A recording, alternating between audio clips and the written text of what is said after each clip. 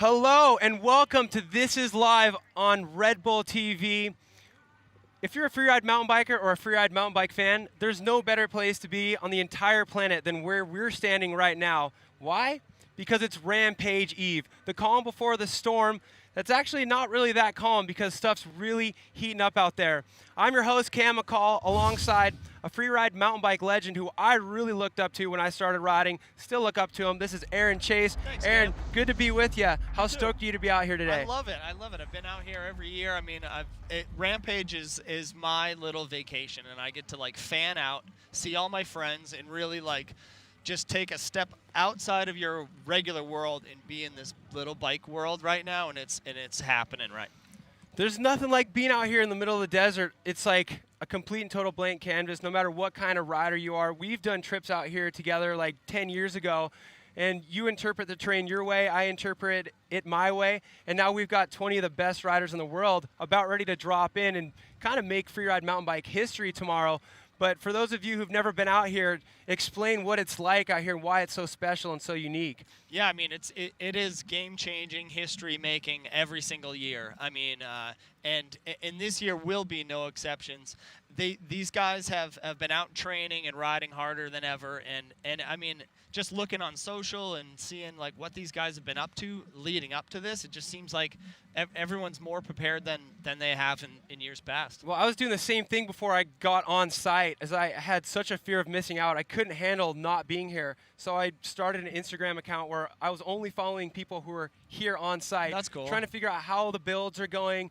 And what's really cool about what we're doing right now with This Is Live is it's the first time we've been able to give you, the viewer, kind of a fly-on-the-wall, insider's look at kind of the most exciting part about this event that you don't see during tomorrow's live broadcast. This is where stuff is really being experimented with. People are guinea pigging stuff, and it's very much crunch time. Yeah, it's as real as it gets. This is the show before the show, and all these guys have to test out their lines. I mean, it's all no joke. So I think there's going to be some things that people save for the actual game day, maybe tricks or whatever, but for the most part, this is your time to test out, to make sure that all this is going to work so you can actually sleep tonight for the event tomorrow.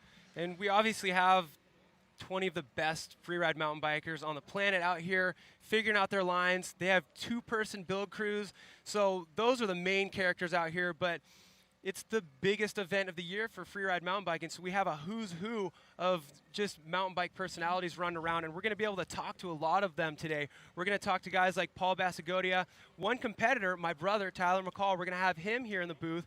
Brett Tippy, Richie Schley, of course, Derek Westerland, who's been involved with this event since the very beginning, and Kelly Mcgarry's brother, Matt Mcgarry. Yeah. Exciting group of people we're going to be able to kind of chat with today. And, of course, because all the action's happening back there, we're not going to bore you with just blabber the entire time. If anybody's dropping in to hit something rad, we're going to throw it up there to a camera, check it out. As you can see right now, we've got some riders up there at the top, and their build crews putting the finishing touches on things. What are some of the most extravagant builds you've seen out there so far? Extravagant. Everything's extravagant. When you drive in from the road, you can start seeing the lines right away, and I mean they pop. The sun's pulling them in, and oh man, I mean the biggest scar on the hill must be that running that Zinc Straits doing. It was Aggie and Dorfling's old line. I mean, that's kind of the most anticipated thing that a lot of people have been talking about. It's massive, and it might be one of the biggest lines, that we're going to see. And it's so fitting that Zinc is involved with like the line that everybody's talking about. With the impossible. Yeah, he's always the one who's stepping up into that thing that people, are talking about all week, going, is that going to work? And this year, yeah, he's teaming up with, of course, Kyle. He's always teaming up with Kyle Straight, but Pierre-Edouard Ferry out of France has joined forces with them as well. And if you watched last year, what Aaron's talking about, the very top of the hill, this is the steepest venue for Red Bull Rampage in the history since it started in 2001. It's this pointy pinnacle, like hanging out in the sky. And there's only 3 real ridges to ride down, and those are the gnarliest ridges in the history of the event. But these guys are dropping in straight down the middle. Yeah. And Graham Agassi and James Dorfling did it last year, but these guys are going from the top, not the middle. I think the story is that they didn't do it. They built that roll-in off the top, and that's vertical. It's a vertical roll-in into that long scar that those guys are riding down. but they opted to go around it, which is just nuts. I mean, and to talk the venue up again like you were, you know, Claw and all the other guys putting on the event are out there trying to figure out where the next Rampage site is, and it's right in back of the old stuff. I mean, you know, and I mean, these guys would scour the world looking for it, but it's right there, and that's just a testament to how gnarly that hill is, because it wasn't doable just a few years ago. Yeah, and you know what's doable now, it's only because of who we have in the event and how far they've progressed from year to year. And we're looking at on our screen right now the list of the guys, the who's who, the cream of the crop, the ones who were selected to compete in this event.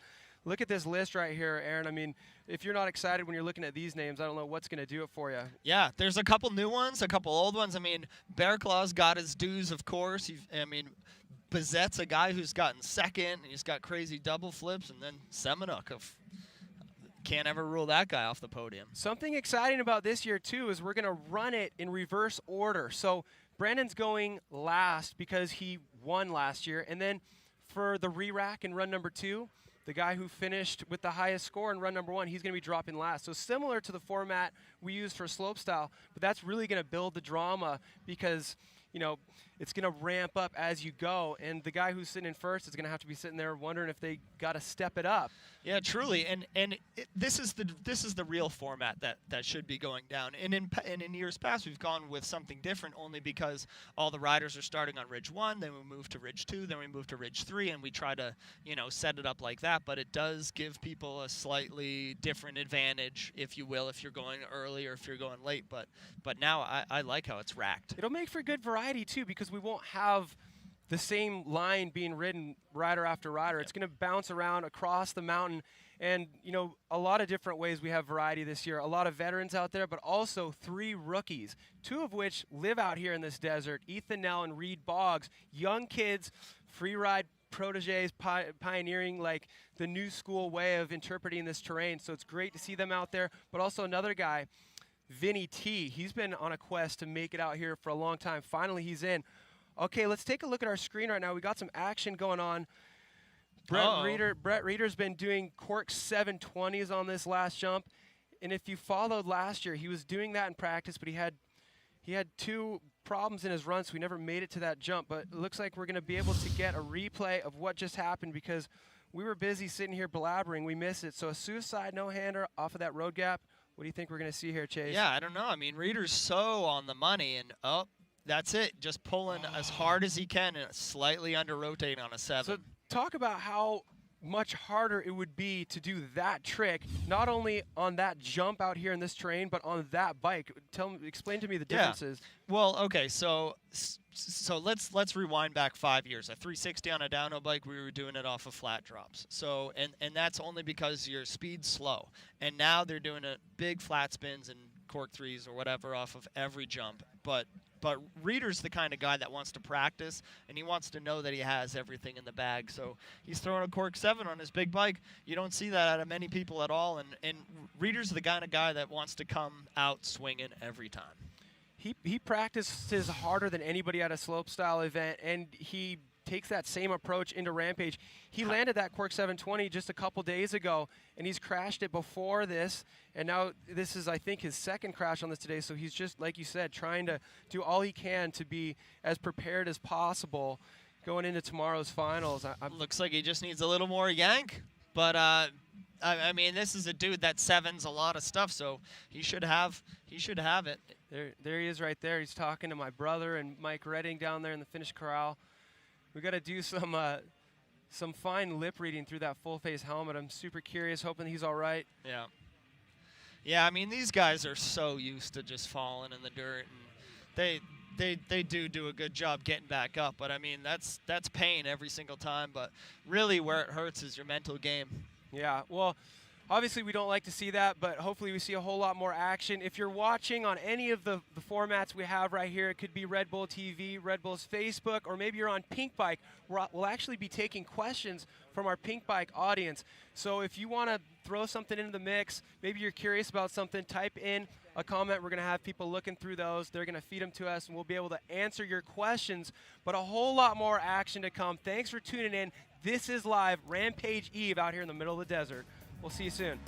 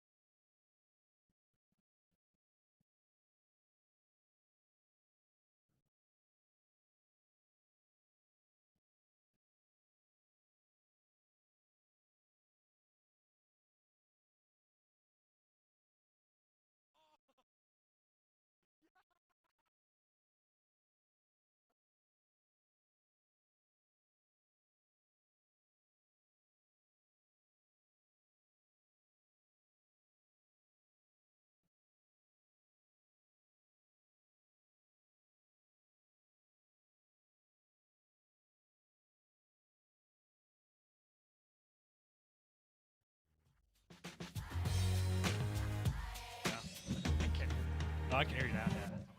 Welcome back to This Is Live on Red Bull TV. Of course, we're out in the middle of the desert. It's Rampage Eve, so the excitement is brewing for tomorrow's finals. I'm your host, Cam McCall, alongside Aaron Chase. We've been watching some practice going down, talking about the intricacies of the event. This is your insider's look, fly on the wall peek at what's going down on maybe the most exciting day of the event. Right now, we have two exciting guests, a guy that I've known my entire life. Well, minus 3.5 years. My brother, default. Tyler McCall, and a good friend. We've had some great times, Paul Basagodia. Welcome, guys. Thank you. boys. Thanks. Good to be back. Heck yeah. So this is crunch time, Ty. You're competing this year, and last time I saw you, about an hour ago, you were hiking to the top of the hill. Looks like the flags are blowing a little bit, but were you able to get any riding in? It's been quite the morning. I don't know what time it is now, but got up there as quick as I could. Flags were flapping. I just decided to go to the top and hope that it wasn't windy. I got up there, a little windy. Reed Boggs came up. It was his first time up there. I know he saw me going up, so he wanted to come up. I told him I'd talk him through Goblin. I talked him through the top. We both chilled on Goblin. Told him what I experienced doing it yesterday. It's the creepiest thing ever. You can't see anything. You have no vantage point until you're committed and you're over the crest. So we talked there for a bit. The wind died, which was awesome. Sometimes that doesn't happen. You get stuck up there. So I had him checking wind for me. I came in, rolled in, did it. He got to see where I was braking. I talked to him a little bit, and then I called the wind for him from the bottom. He came down, hit it perfect, got the jump after, and got his whole ridge, and he was cheering, and he was hyped. And I'm happy to help a kid like that out. He's been working really hard. He's been impressing me. His line's coming together. But, yeah, it's been quite the morning, and now I'm here. A lot of teamwork out there, man. It's cool to hear you teaming up with Reed. I know you've teamed up with Darren and stuff. And, Paul, you did 4 rampages, and you've filmed out here so many times for New World Disorder, big projects back in the day. And your last couple rampages, who were some of the riders you were teaming up with? I know you had a good crew out there on your line. Yeah, the last year I competed in Rampage. I teamed up with Casey Dean, and we had that really unique line at the old Rampage site. Droppers left, and it was a hard build. You know, we were out there for like a week, just grinding every day, 8 hours a day, and it was fun. It was cool to team up with someone, because I think when you go to like a new site, you need someone to kind of team up with. You can't come out here and do it by yourself. For sure. You definitely do, and watching some of your builds, yours too. I mean, you guys kind of have to start out with that blank canvas and just say, you know, I think this will work to there, and then if that does, then I think that will work. And then when do you call your own bluff, right? It's a lot of hypothesizing, I would say. It's like, it's a guess, but it's an educated guess from your experience from being out here before. But you also have to swallow your pride and sometimes say, I was wrong. Sorry, diggers. You worked on this for 2 days, and we got to start over. Really? So that's what's important about having a good dig crew that you know and you trust, and they can kind of talk to you too, because I got Alex Ravelis out here. We've been friends since we were little kids, and he knows just as much as I do, and he's helped Cam dig in the past, and he knows spacing, and he can visualize the build, and he knows how many hours it's going to take. So we've been pretty fortunate getting everything pretty close. Obviously, you're breaking the whole way down the peak. It's like dirt jump line with 1,000 feet elevation drop, so you're going to have to break. It's inevitable. But we've been doing pretty good. Alex is up there making a tweak to something I was wrong about earlier. So It happens. sorry, Alex and Tom, but they're working on it, and we're going through it. And it's just trying to get it as close as you can, and sometimes you got to tweak it. It's a lot of guesswork. It's a whole lot of definitely, probably. There's no guarantees. This is definitely Definitely, I think so, for sure, most likely. Definitely. So when that's the situation, it's important to be aligned with people who you have similar references with and stuff like that. I know Alex, he's a great resource for gauging speed as well. Yeah. You hit your big step down yesterday, and you hit it last year, but you have a different run into it. How important was it to have Alex right there giving you speed checks? Well, so I've hit it before, but it's been a year. I don't think I've done a drop that big since I've done that last year. We don't just come out and do stuff this scary for fun, even though it is really fun when you do it. But the whole vibe of Rampage kind of helps you get over that hurdle and forces you to do things that you know you're capable of.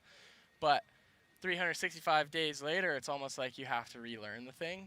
So I had Alex and yourself helping me last year. I had you over on the other ridge yesterday, and you calling the shots, Alex calling the shots. I had a pretty good idea of what I was thinking. We were all on par, and it worked out. So it's like relearning it, but you know you can do it. But it felt smoother this year. Got new suspension and been doing lots of push-ups, so I was able to kind of muscle through and be smooth Protein and as be all well. I good. see this. Oh yeah. Yeah, man. look at those muscles. We try to do our best to give you the best input possible for how fast to go, but at the end of the day, you're the one who's going to ride it. And luckily, you've teamed up with a legend in the sport, Darren Barracloth. So you guys have kind of been trading back and forth the guinea pigs on your line. We actually have some footage of you guys working together, which we're going to be able to see right now. Hey, we got some more boys dropping in too. Oh, there we go. Looks like Reed Boggs. Yeah, he's pumping in on something. This is cool.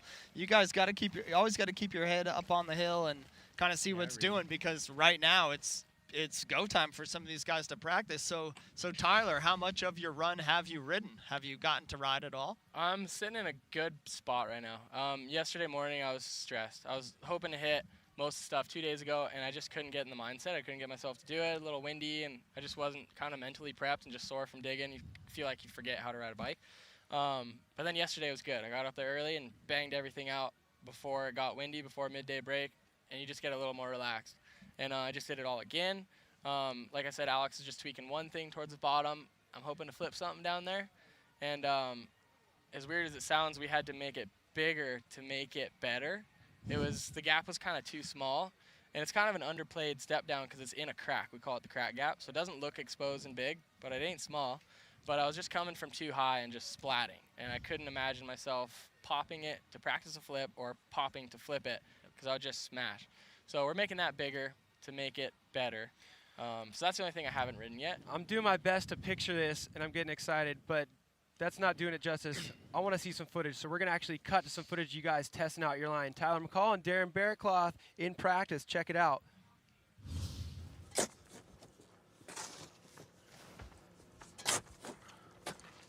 The other way. No, the other way. There. Keep doing that. And Tyler. Other way looked like it was hold more, no? And then you can take that and smear it uphill. Ah. Kind of like that. Try to catch a little more, and when you do, just kind of. That's a little bit. 1 second. Don't do it. No. wet, right? Now, smear. Yeah. Catch a little bit more of it. All right.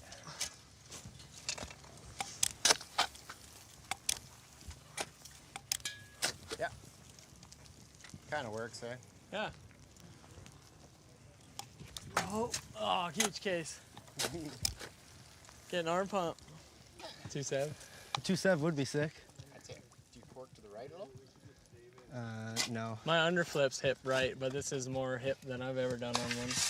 I'm gonna try the 270 it and see if it works. 270 would be easy. My 270s work better if I'm doing a down whip, Oh, yeah? not if I do it without one. Bring your back tire up Yeah, I think I'm gonna treat it like a 180 and turn up Yeah. the hill. and I'm dip gonna it watch as hard how- as you can. I'm gonna watch how Reed Bogser does it. Tricks are for kids, right? How's that 2.7 looking? It's doable. Yeah. Totally doable. Mellow. I just want to see how it rides first before you actually know. I'm not good at spinning slow or spinning downhill bikes at all.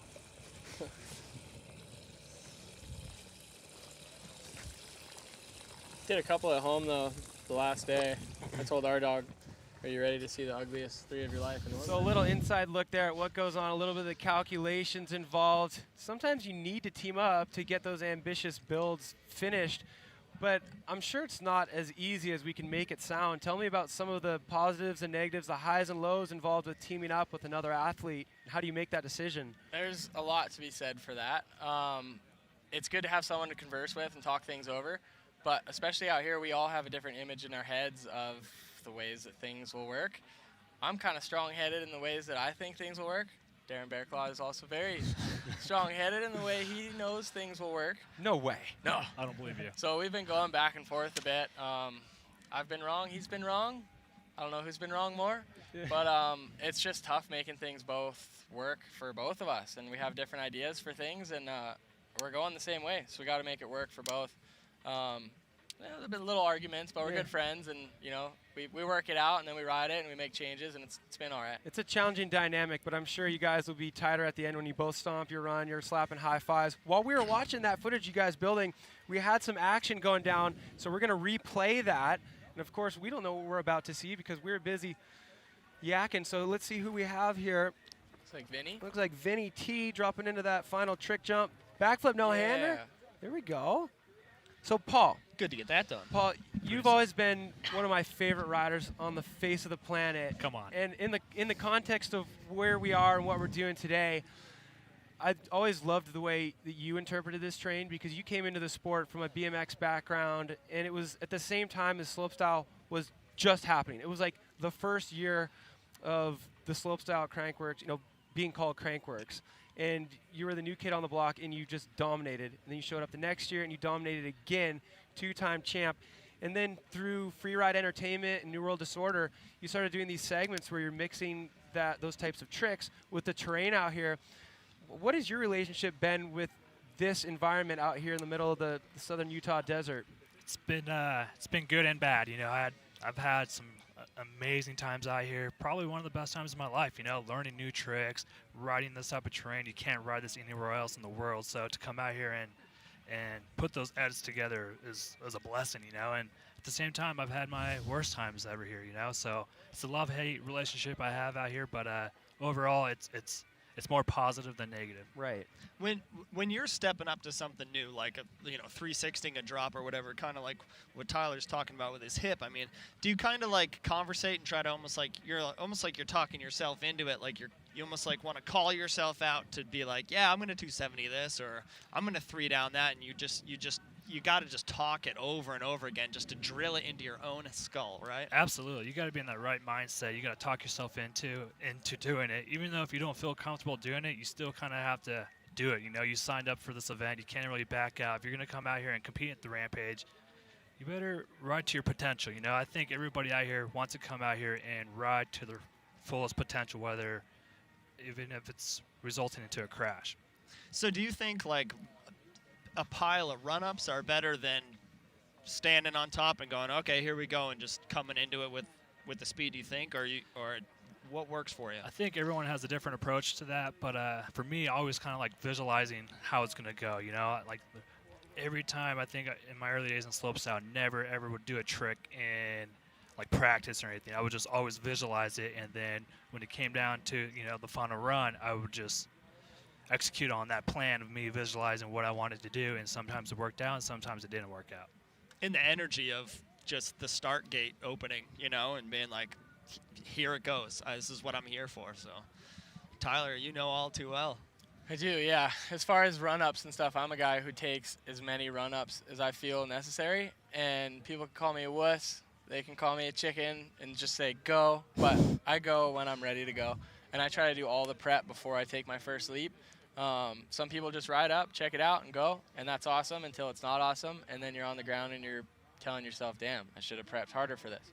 So I do all the prep I can. I might not do the tricks I'm going to do until the main time. It might just be a one and done in a couple places, but I try to do all the prep I can and get ready for game time. And once you come out of this gate, there's no feeling like it. I don't know. It's something that keeps bringing me back. I think about it every single day, and it just gets you riled up and helps you do those one and dones. It takes a strong mindset, obviously, to hit something for the first time, but I think it takes an equally strong mindset to have all these people around calling your drop, like excited for you to roll in, and then you do, like, say if you do 7 roll-ups and everybody's, you feel the pressure of everybody watching. It's not photographers are waiting. Yeah. And there's Stressful. There's stuff happening behind that they want to be shooting, and they're waiting there, and you can tell they're talking, like, is he gonna go? Is he gonna go? Yeah. And I'm just like, sorry guys, I'm gonna go and I'm gonna go. I'm probably a photographer's worst nightmare, but I don't want you to get a crash shot. I want you to get a cool shot. That's so it. I'm gonna go when I'm ready. It takes a strong, confidence to be able to just say, you know what, I'm taking the run-ins that I need, regardless of how many people are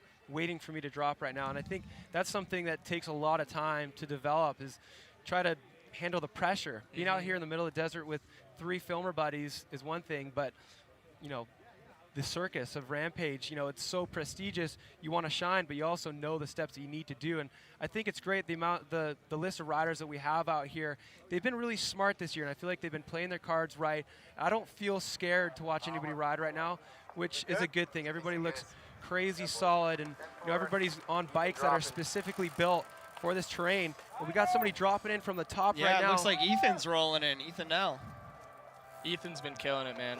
Man, he is comfy out here. Yeah, and watching his Instagrams and stuff like that he's posting, I mean, this guy's living out here like a lizard. He's in the desert every single day. He's got his desert truck. It makes you feel good, because for so many years you come out here for the event or for filming and you think, why aren't there any young kids who are taking advantage of this world-class terrain? And now it's finally happening. We got Ethan Nell and Reed Boggs. As you can see, Ethan has linked together this rhythm section of a line where he's kind of hopping and skipping all the way down. We're going to see this feature right here. That's like a big gap with a lily pad. So right after he lands the big one, he takes off immediately. Wow. It's like Supercross, man. It's just like jump, jump, jump, jump, break, jump, pop. He was actually flipping one of those jumps on the ridge in practice, too. So I think he's on pace for a top 5, man. I'm proud of this kid. It really looks like it. And to do Look top to bottom runs, just for everybody at home, Insane. that's not super common to go from the top to the bottom in practice. Sometimes people only do that for the first time in the finals. So to see a rookie coming out here and really looking confident and doing what we all know that he can do and not buckling under the pressure. Nice. Yeah, Ethan. Nice, He yeah. just did a top to bottom. I don't know if I've ever done a top to Victory bottom. lap already. Right? Oh. I had a little talk with him yesterday. I told him he's looking good because I'm on a completely other ridge, and he was saying he had a little anxiety attack day before, and he was like just kind of getting in his head. Yeah.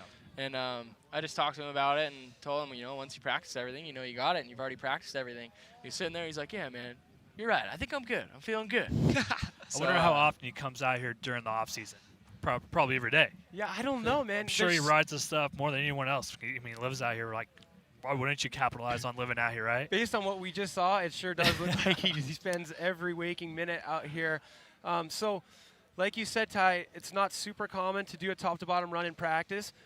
Of course, it feels great to finish your run in the event, but it probably feels looks like he's buzzing right now. Oh, he Even if it's knows. not in the event, explain the feeling of just making it from the top of that thing. It's about 1,000-foot vertical from where we're sitting right now, and it's only like, what does it take, like a minute for him to do that? Yeah, dude. Probably less than, yeah. Do your ears pop or anything? I don't know, man. I have to tell myself to like blink and like breathe, and, Right. like swallow, because you're just so focused. And I have contacts, which really bug me, because I'm not blinking because I'm like focused. And so sometimes when I get a break, I blink, and then my contacts are dry and they move around. So you gotta tell yourself to like do your normal things to stay alive while you're doing that, like Yeah. breathe, blink, swallow, like keep everything running, but stay focused. But it goes by pretty quick, and before Alright, you we know it, got you're 1,000 another- feet down. Another rider dropping in here, Is that Tom? Tom Van Steenbergen. Yeah, Well- he's looking loose. Just probably riding the ridge lines, getting it done. Yeah, he's got a nice stoppy there. I mean, some of these guys just need to drop in and shake off the cobwebs just to keep it going. I But mean, how lucky are we that it's possible to drop in right now? The forecast said that today, Thursday, was going to be crazy windy. Maybe a nice little window in the morning for some practice. But Ty, I know you said you were treating yesterday like last practice because the forecast for today looked so uncertain. I was trying to get everything in yesterday, and I did. I could obviously spend more time on everything to feel out the tricks, and I've flipped both my jumps, but I'd love to get combos on those. So I'm hoping to ride those. Starting to get a little antsy because I don't know when this wind's going to come in. Yeah, if you got to run, man, like, first of all, tell us about what you're riding this year, because I know we were out here a month ago and you were testing a lot of stuff with, you know, suspension. Tell us what's different about the way you have your bike set up right now compared to how you'd have it set up to go ride Whistler Mountain Bike Park or something of that nature. So I'm on a GT Fury. GT gave me the freedom to do whatever I wanted for a paint job, and I'm pretty pumped on it. I like playing around with that stuff and graphics, and they killed it on that. This bike's insane. I've got a Fox Float X2 Air Shock this year. These bikes are kind of linear. They're more made for downhill racing, so this shock on it is just the best combo ever because you can have it supple off the top and have it ramp up. It's maxed out on volume spacer, completely cranked on compression. I'm not a heavy dude, and I just have everything maxed out. So basically, to set my bike up for here, I set it up so that it will feel absolutely terrible in a place like Whistler Bike Park. It's way too stiff for there. It's way too slow. And I always used to set my bike up at home, and I can't bottom it out there. Then I come out here and I bottom out right away. So it's just a completely different setup. We set it up stiff, slow, big tires. I got the 2.7 Minions instead of the 2.5s. It's the only time I run those. A little more rotational weight, too, to kind of keep straight when it gets windy, I feel. We run a lot of pressure. There's a happy medium. You want to be able to hook up on the steeps and the rocks, but you don't want them rolling on lips. But yeah, man, this is the best feeling Fury I've ever had. I'm testing out a new Marzocchi fork up front. This suspension feels like cheating. I've never felt anything like it. I feel like I can ride off the top of that mountain and be good. So bike feels better than ever. Brand new everything, and that just gives me a little added confidence boost going into Friday. Isn't that the best when your bike rides so well and It just you're like, does man, no yeah. sounds. Yeah. I drop in, it sounds like you're bouncing a basketball. All you hear is the air in the tires, and it's always the best. Makes you feel like Superman. Factory support, people. Factory support. Factory. Well, it's great to see that you got that thing fully ready to rock. You look crazy comfortable on it. Question for you, Paul. I've always been a fan of the way you interpret this terrain, so I'm super curious who you're a fan of out here, whose line you're digging the most, who you have your eye on for tomorrow. Man, Zink, right? Yeah. Like, how can you not be a fan of Cameron Zink? He comes out here every year and finds the biggest obstacle to do the biggest maneuver. And last year he came up a little short, but I think he's going to get redemption this year. And I wouldn't be surprised if he takes the win this year. He totally does start out with the perfect ingredients. He starts out with the biggest, gnarliest, it's always that, and then, makes it work. Sink or swim. That's Zink's whole motto there, and he's a roller. He rolls with it, for sure. Yeah, I mean, always exciting to see. Like, of course it's exciting to see his run, but just to show up and like, hear the buzz. That's one thing you can always bank on at Rampage is if you show up and Zink's competing that year, people are talking about something that he's going to do. So I hear you on that one. So it's been rad talking to you guys. You're our first guest ever here at This Is Live at, Rampage Eve. So the way we're going to do each segment is we're going to finish off with a little word association. So quick answers. The way this is going to work is I'm going to tell you a word. You're going to tell me good or bad. Quickly, maybe why, but based on what we were talking about a little bit, Tyler, line sharing, good or bad? Oh, man. Good and bad. That's what I would say. There you It's go. got its pluses, it's got its negatives. Somewhere in the middle. Camping at Rampage. It's a long week, a lot of digging. Tough. I I used to do it. Used to live out of my truck, had the tent on the top, awesome. But keeping your truck organized, not losing stuff, that was a long answer. It's great, but it's tough during Rampage. Paul, drones. Good or bad? Amazing. Good, man. I mean, for me, yeah, it's amazing. I'm just going to say amazing. Yeah, you love them. I love them. You've been into them since the beginning. Before everybody was into them. Yeah, I used to get crap from this guy. You played with your little helicopters again?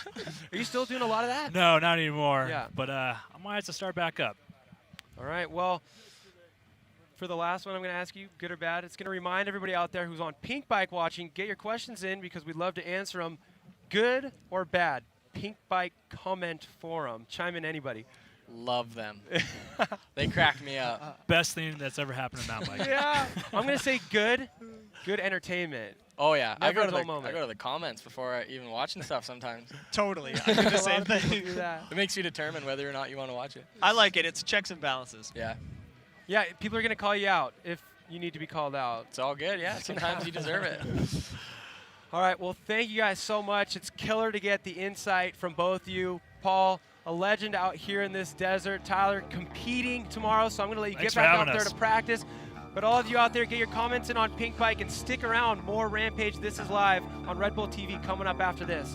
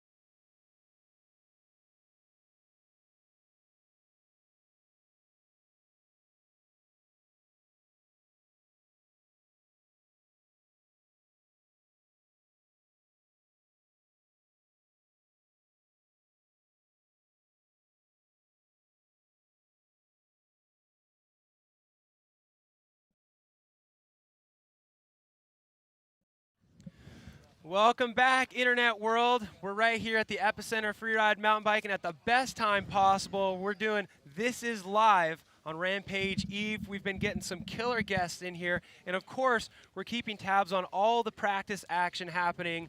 The last opportunity before the wind picks up in the afternoon. We've had a great morning session so far. We just got done talking with Paul Basagodia and Tyler McCall. We have two new, very exciting guests. Of course. Old, you mean? It's been a long time since anybody called you guys new. But Aaron. I resemble that comment. Aaron Chase, who do we got here? Everybody knows who they are. But who we got Yeah, here? come on. We got Richie Schley and this guy. What is What's his name? name? Brett He's- Tippy he's again. so soft-spoken. He's so easily forgettable. What's his name again? Yeah, It's repeat it backwards. Do you know your name backwards? Normac. My first name is Oh, there Normac you go. backwards. It actually works backwards. I'm thinking about changing it. You know, I'm going to walk backwards. I'm going to turn dyslexic. I'm going to convert. Crisscross. Dyslexics, untie. Okay, Unite. we discussed that we have to limit Tippy to like one joke every 15 minutes, so he's already a half an hour over. Can He we have, hasn't like, a even nice cracked this clock? Red Bull. It's called JPM, 1 JPM. I'm not sure what he cracks more of, Red Bulls or jokes. It's One-liners for sure. Yes, of course. 50-50. Yes. Well, guys, great to have you here. First of all, thanks for showing up. Thanks for having us. Yeah, Buddy. thanks. How exciting is today? I mean, tomorrow is the main excitement, but I always look forward to this day before the event just as much as the event. What have you guys been seeing so far? I like it too as well because it's the nerves, right? People haven't got everything super dialed, and it's a little bit of that sketchy factor of like, oh, you know, like, is it time to go for it? And, you know, is this going to work? And it's just that unknown out there. So the coolest thing I've seen so far is probably right off the top. I was standing like this far away from Vinny T, guinea pigging that top right off the... Guinea T, we should call him now. Vinny T. Guinea T. Yeah, yes. Guinea. He was Vinny T in this line. And Andre was watching, Bass was watching, Cam and Peth and Kyle Straight were over on their line, which is a straight shot in. They're doing a cliff drop into that straight shoot above where Mental. Dorflin and Aggie dropped in last year. What do you think about that? Isn't that line impossible? Well, you know- Dorfling and Aggie didn't do it last year. Well, because they did a lot more work, and they had a crew in there, like a lot of sandbags, a lot of dirt put in, and they had like hoses with gravity fed from the bottom. So as soon as the dirt was going in, they're hosing it down, so it's sticking. So it's more feasible to do it now. More feasible to do it now than when the guys looked at it last year. But right to the side, if you go off where Vinny pigged it. Vinny pigged it. It was wild, and then we were like, and he was all casual, and he's like, yeah, I think it's doable. Andre was like, we went from there. It's a few meters higher. Let's do it. It's okay. And he dropped it, bouncing, and made it. And then Andreo dropped it. Bass dropped it. Well, check it out, boys. Somebody's gonna guinea something right now. We got Reed some action Boggs. happening up on the hill soon. So Reed Boggs, were you guys up there on site when Reed hit his canyon gap Yeah, last that night? was amazing. I was standing right there, and his dry runs were so weird that I'm like, I don't think he has the speed. And I was just kind of freaking out about it, and then I'm standing right beside it, and I think he went 15 feet deep. Yeah. I was like, whoa. On a gap that's already about 55 feet peak to peak with canyon gap landings, you're building them out of scratch. You're not using the hillside when it's straight across a wash. So he has about a bike length and a half to work with. You go 15 feet deep, you're not touching any of those bike lengths of landing.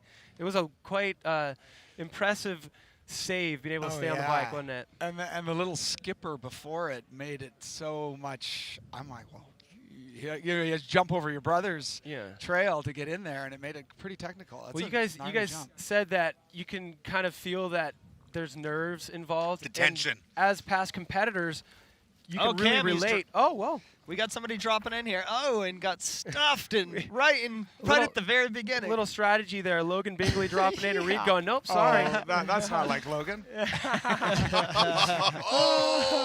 I like Logan's bike. He always has like the biggest bike. And is anybody running 2 9ers? So have you I guys don't checked it know. out? Do we know that? No. Is No. Logan doing that? Andrea's No. on a 26-inch wheel bike, I'm pretty sure. Yeah. Cam Zink's on a 27 front, 26 back. There we go. Reed Really? Boggs dropping into this bottom section. You've got to step down straight into some trick jumps. Oh, he just wants to get loose on the back There flip. we go. He's Nice. There you flowing go. around. So when you guys are watching people tee stuff up, for example, Reed hitting that canyon gap last night, as riders and past competitors out here, what's it like? You know the nerves they're feeling, but you don't actually have to go do it. But is it possible to still be nervous just for them? Oh, yeah, man. You know, for sure. you don't want to see anyone go down, you know.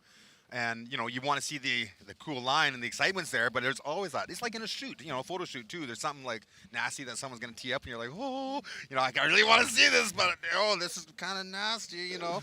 Especially the canyon gap with Yeah. all the, I mean, how far off the Yeah. ground you are. It's just. Totally. So, yeah, I love it. It's, like, it's cool, but, you know, better them than me. So These I days. was standing on Bear Claw's huge drop and Tyler's huge drop yesterday, and my buddy's with me, and he's like, would you hit this? So I take myself there for a minute, and I'm like, you know, I think maybe I would, but then I'm like, oh, I start to get butterflies and go, Yeah. nah, I'm not going to do it. So speaking of Darren, we have him at the very top right now. Let's listen in. Entry, just because, as you can see, I gotta launch off that. I don't want to take too much speed into it, because I'll die. So I'm just mellowing it a little bit. The last minute, sort of. Have you guys seen what he's teeing up there? No, I haven't been up there. I've been up the rider's right ridge yesterday, and then today we're covering the rider's left ridge. So basically what he's doing right now is instead of riding the way he dropped in last year, Darren, my brother, Carson, they all kind of zigged around and connected to the ridge. They're dropping straight out of the start tower to connect to that ridge, and it's a good size double drop with a lot of exposure, and it's a big question mark whether or not they'll be able to slow down before a corner. There's some safety fencing there just in case, so it's great to see that. But it looks like a little bit of last-minute preparations just to make it rideable. And it brings up an interesting topic that's kind of current right now. I don't know how many of you out there watched Cedric Gracia's most recent vlog, where he's kind of calling out the event for being too slope-styly. And to me, I find that a bit hilarious because look over Darren's shoulder right there. To drop into this line, it's so steep, exposed tech, and to be able to make it possible, you got to be holding that pick in his hand. As people who've been with this event since the very beginning, what's your take on what Cedric has to say and what's actually going on out here? There's still a lot of big mountain out there.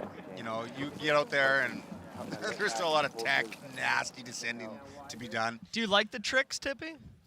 You know what? I prefer the steep, nasty stuff, but yeah, I respect the tricks. I think it's amazing. It's the progression, you know, like you got a bunch of guys, you got 20 guys who are all riding it, you know, and then some guy like back in the day is going to start throwing stable tops, you know, it's like all of a sudden he's getting the covers of magazines, you know, like, you know, but in the same here, you got 20 guys out there, the guys who are flipping stuff and spinning stuff and doing Supermans or whatever they do is going to take it to the next level. So yeah, I like it. I can't, you know, I'm not much for trick myself. My favorite tricks are left and right turns, but I definitely like them. I like to watch them for sure. I just got a text from Cedric this morning about that, like too slope styley, and you know, when you look up the hill, it looks bike parkish because everything's so buffed. But I think it's pretty obvious that you can't go backwards because in order to pull out of what Darren's building there or to hit these double drops and succeed, it has to be compacted and better braking and better runouts. Like it's just not possible. When we were scratching things in and the jumps were smaller and stuff because it wasn't as prepared, and you can't do the same stuff if you don't prepare it. So I think it just has a different feel, but in the end, everybody's going way bigger, so it has to be controllable. Otherwise, you'd just hit a soft patch and flip over the bars like we used to see all the time, you know? Yeah. 10 years ago, for sure, and the tricks weren't there. Now the tricks are there, like Reeder's practicing sevens, Bizet's got double flips. I mean, how do you have that in your sleeve and not pull it out for this? Exactly. You can't go backwards. Well, in the same breath, you know, Cedric will be talking about how he wants the event to be the biggest and the baddest ever, but then he's saying, come on, less digging this year, guys. And I feel that's kind of contradictory. You just pointed out that to go bigger and make it possible, it requires a level of preparation. The build crews have these crazy, unique new strategies to make stuff possible. Do you think Cedric just needs to come back out here and stand at the top? Is there enough steep stuff for you guys? Are you still happy with the direction of the event? Oh yeah, I mean, if I could say one thing, it would be that at the bottom, there's so many jumps that once you're off all the gnarly stuff, that once you're in the bottom, you can still have the opportunity to say do a double backflip or a 720, and it may sway the judge's opinion of your run from the top. And I think the essence of the event is what's happening on the face of the mountain. So that's my only criticism. I think what's going on up there is necessary for them to do the crazy stuff they're doing. But when you get to the bottom and then there's a super big technical trick, I just hope it doesn't take away from what happened on top. I hear you. Really that's super valid. I would add to that. I would say that, you know, I like to see the free ride technical descending, and I like to see the big tricks. Oh, Bass is on course here, Tippy. Oh, wow. Coming right down in the finish corral and back of you. You just missed some hucks. We gotta keep our eyes peeled. We do. There's a lot going on out here. Yeah. But just to finish that up, I'd just like to say I'd like to see the judges reward the bigger free ride lines, you know, I hear what you're saying. An equivalent 50-50 with the tricks, right? So, you know, the guys with the big tricks, you know, have been doing very well, and the guys like in the past, like Dorfling, who's been doing some really nasty stuff, not as rewarded as well. So as long as the judges, you know, give them credit for it, then I'm fine. I hear you. This event has to be judged by people who have competed at the event, so they understand that. Luckily, we have a panel comprised of people who have all competed in the event. We're going to take a look back at a replay of some riding that we missed while we were debating this topic. And, you know, a guy like Bass Van Steenbergen, he brings to the table a racer type of style. Have you guys checked out his line at all? Because I know when I was walking up the hill, I saw some some builds that I could tell right away it was Bass's line. Have you seen what he's got cooking up there at all? I seen him go off the top yesterday. He followed Vinny T and Andreo down the very top, to the left of the big chute. And, he had his foot off and on the pedal about 5 or 6 times. And then he just did that little breath of air. You know that breath of air. Yeah.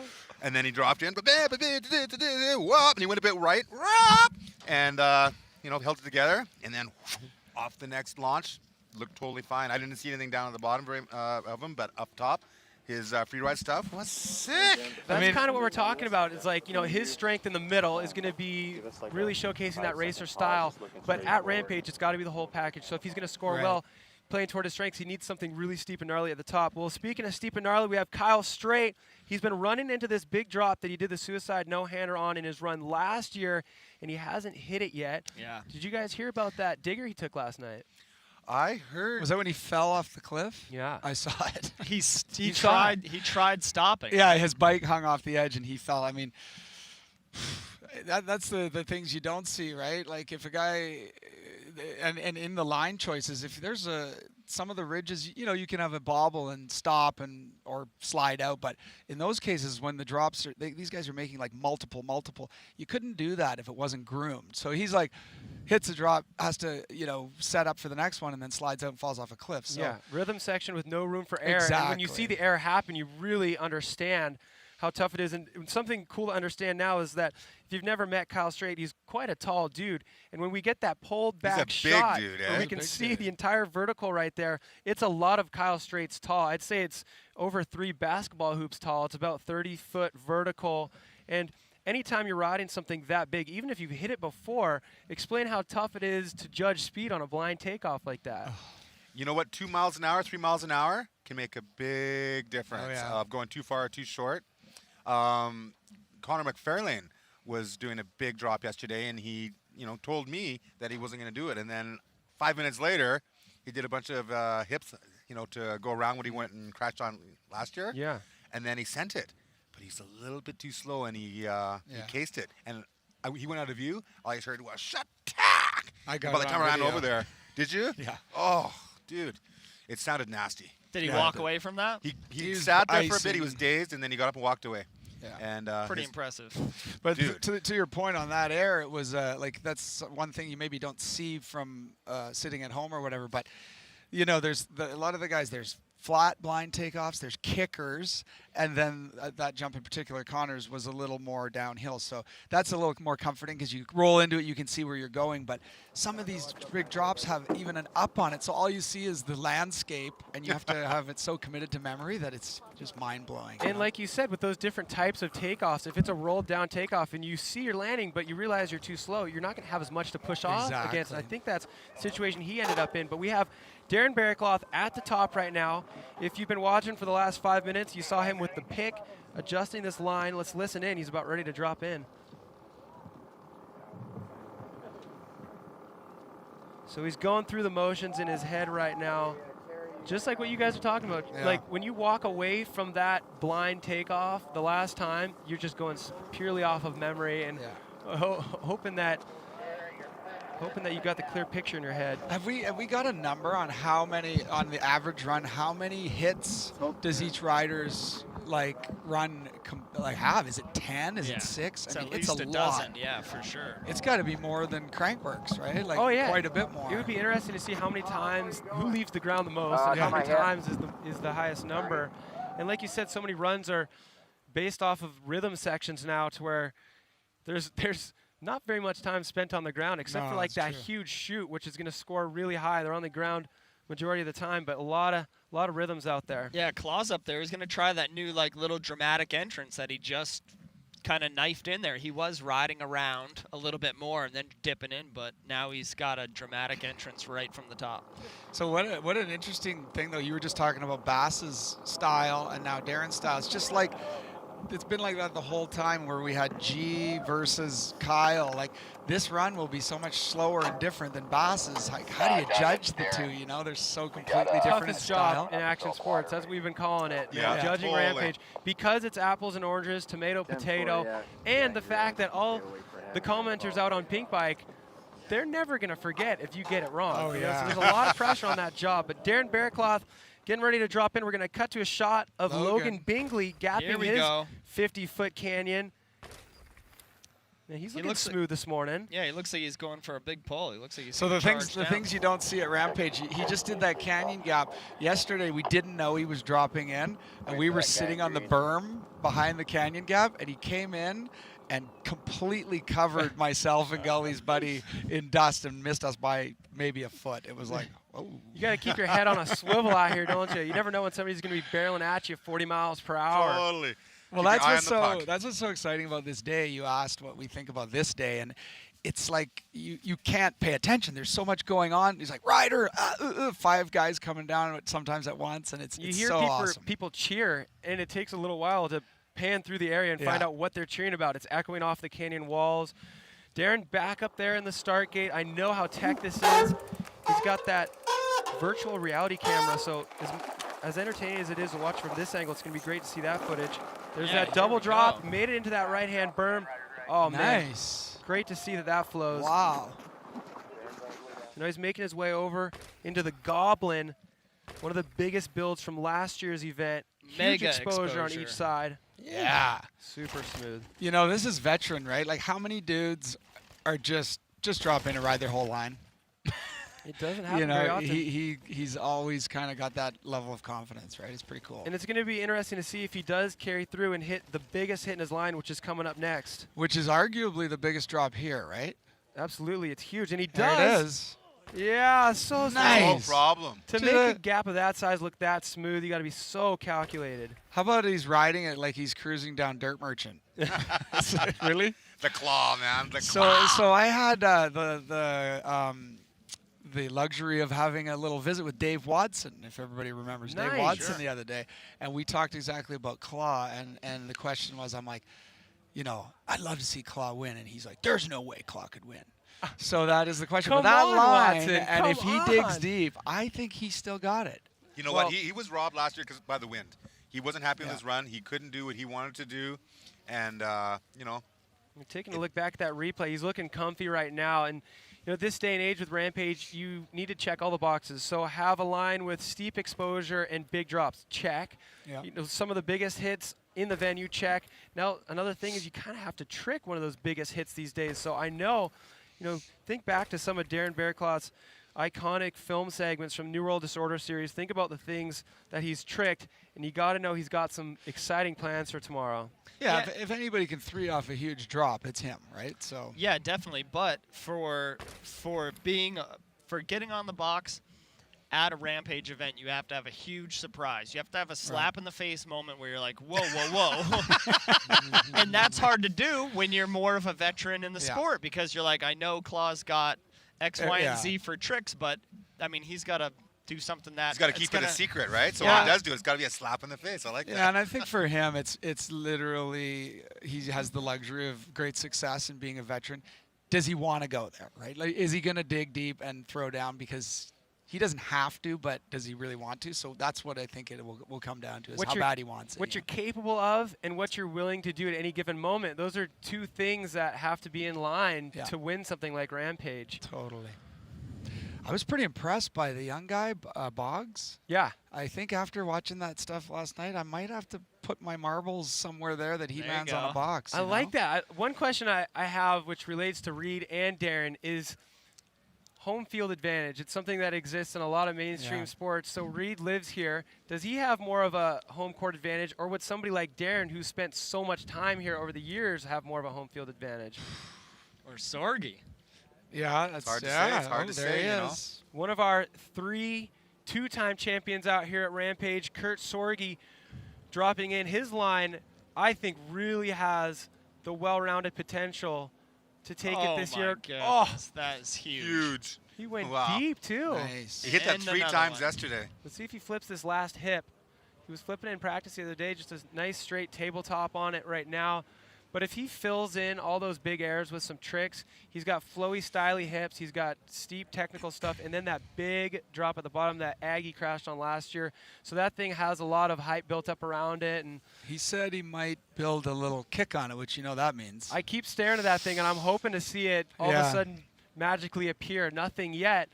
But it's harder to ride a massive step down like that once it has the kicker. So there's definitely something to be said for riding it a few times before you put the kicker. But I know he's waiting a long time to start building it if he's planning on it. Well, and then the other question would be, Good. there's a lot of hype. Gosh, There's look a at lot that. of hype, right? And so the new big face, if those guys drop into that center line, is that really they're going to have some hype on their side because it's new, right? So this line we've seen this line a lot. So I wonder if he'll get a little bit knocked just by memory only because it's not a new line. Well, right? it never really, I mean, he scored well with it last year. He got 4th. But that right? last drop never had a huge trick off of it in the context of a stomped run. That's right. So that's how right. important is hype at this event? Like that feature carries a lot of hype because Aggie tried to That's a three good it and point. crash. So how does that work? I think subconsciously, it's going to affect people. You Yeah. know, they're judging away, and something's new and exciting. It's just Yeah. like anybody. Yeah. Looks Human like we error. have another rider dropping in. I want to say this is Vinny T. I know it's so tough to know, like, especially looking on the monitor. Yeah, and that's not Vinny up T. the hill. Vinny Yeah, there T, you go. rider out of France, Oh my God. You big know- mountain focused. It's tough to know, but actually, when you think about it, we were out there yesterday, and somebody's like, "Who's that?" And within 2 guesses, we get it because we're so familiar with these guys and their size and their style. So it's pretty fascinating how much we all know who's who from such a distance because they're all so different and unique. And Vinny T just teed up that drop right next to Straits' drop that he's looking at doing right now. And it looks like a pretty comparable size. What time are Oh, we yeah, it's sitting big. at right now? Because I feel like we are getting so lucky. It's 11 o'clock. Yeah, and the wind hasn't. Oh, man. Like, these guys are scoring on ideal conditions. And when we had my brother up here in the booth, he was talking about how he treated yesterday as last practice because today didn't look like so promising. But it's great to see them riding it, and it's really cool to see a guy like Drew Bezanson out there Oh, that's right. That was him. talking to Cool. Reed Boggs, giving him some encouraging words. But we're scoring on a killer show right now. We were Yeah. going to do this broadcast later in the day, but it's a good thing we moved it early. Yeah, definitely. Yeah, the weather's nice right now. It's perfect. So, Tippy, I got a question for you because you had a question for me yesterday, but Oh, we yes. didn't get to do it. You have this list of trivia that you've been running around. Do you want Oh. to do that? Are you guys ready? Why not? You know some of the I'm answers. ready but you now can because chime I in. failed yesterday. I Okay. got a second I crack thought at you'd it. never ask.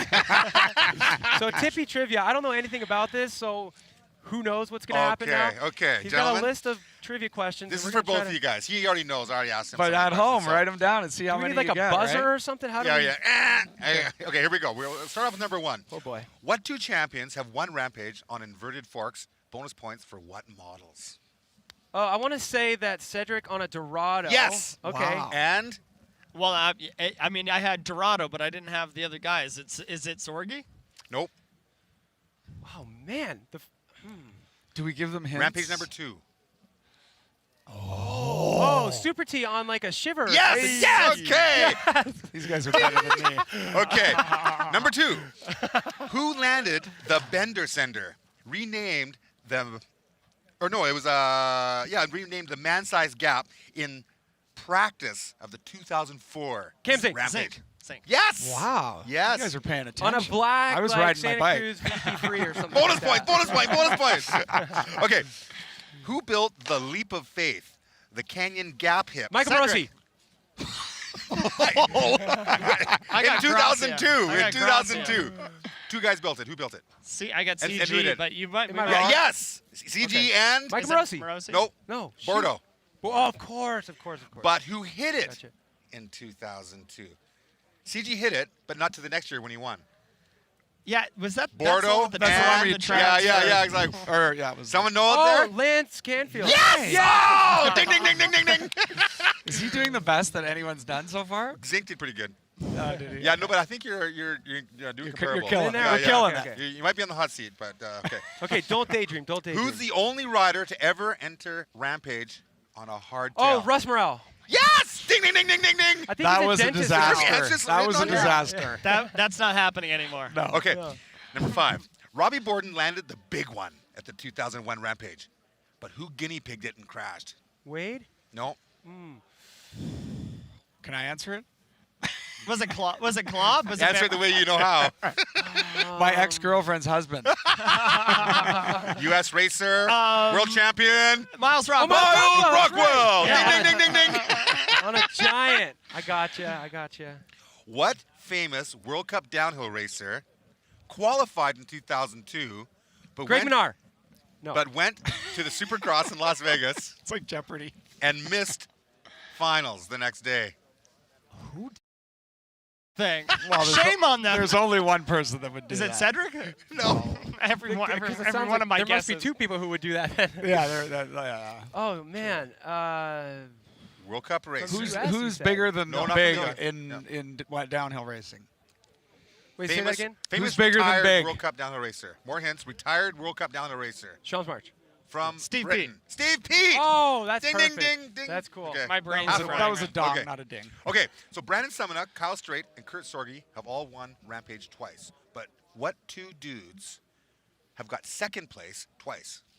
Andreu? No. No. And Zinc, probably. No. Two people have got second twice. Think about last year. He got second last year. Bizet had Yes, two- he's got 2 seconds. Right. Yeah. And another racer. G. Yes. Yeah. Ding, ding. I'm getting word that. Can we get one more question, or is that our last question? All right, the Quickly, last fire question. it up. Okay. Tippy. Who was the only rider to crash in his finals run and win? That's happened? I know. I thought so too. I was like, Wade? what? Wade. All right. Oh! Put your hand up. Put his hand up. Put his hand up. Whoa. Cam takes the title. Okay, rad. Unbelievable. Now I got a game for you. Oh. We've been doing this to wrap up all these segments. You guys have been killer guests, so first of all, thanks for showing up.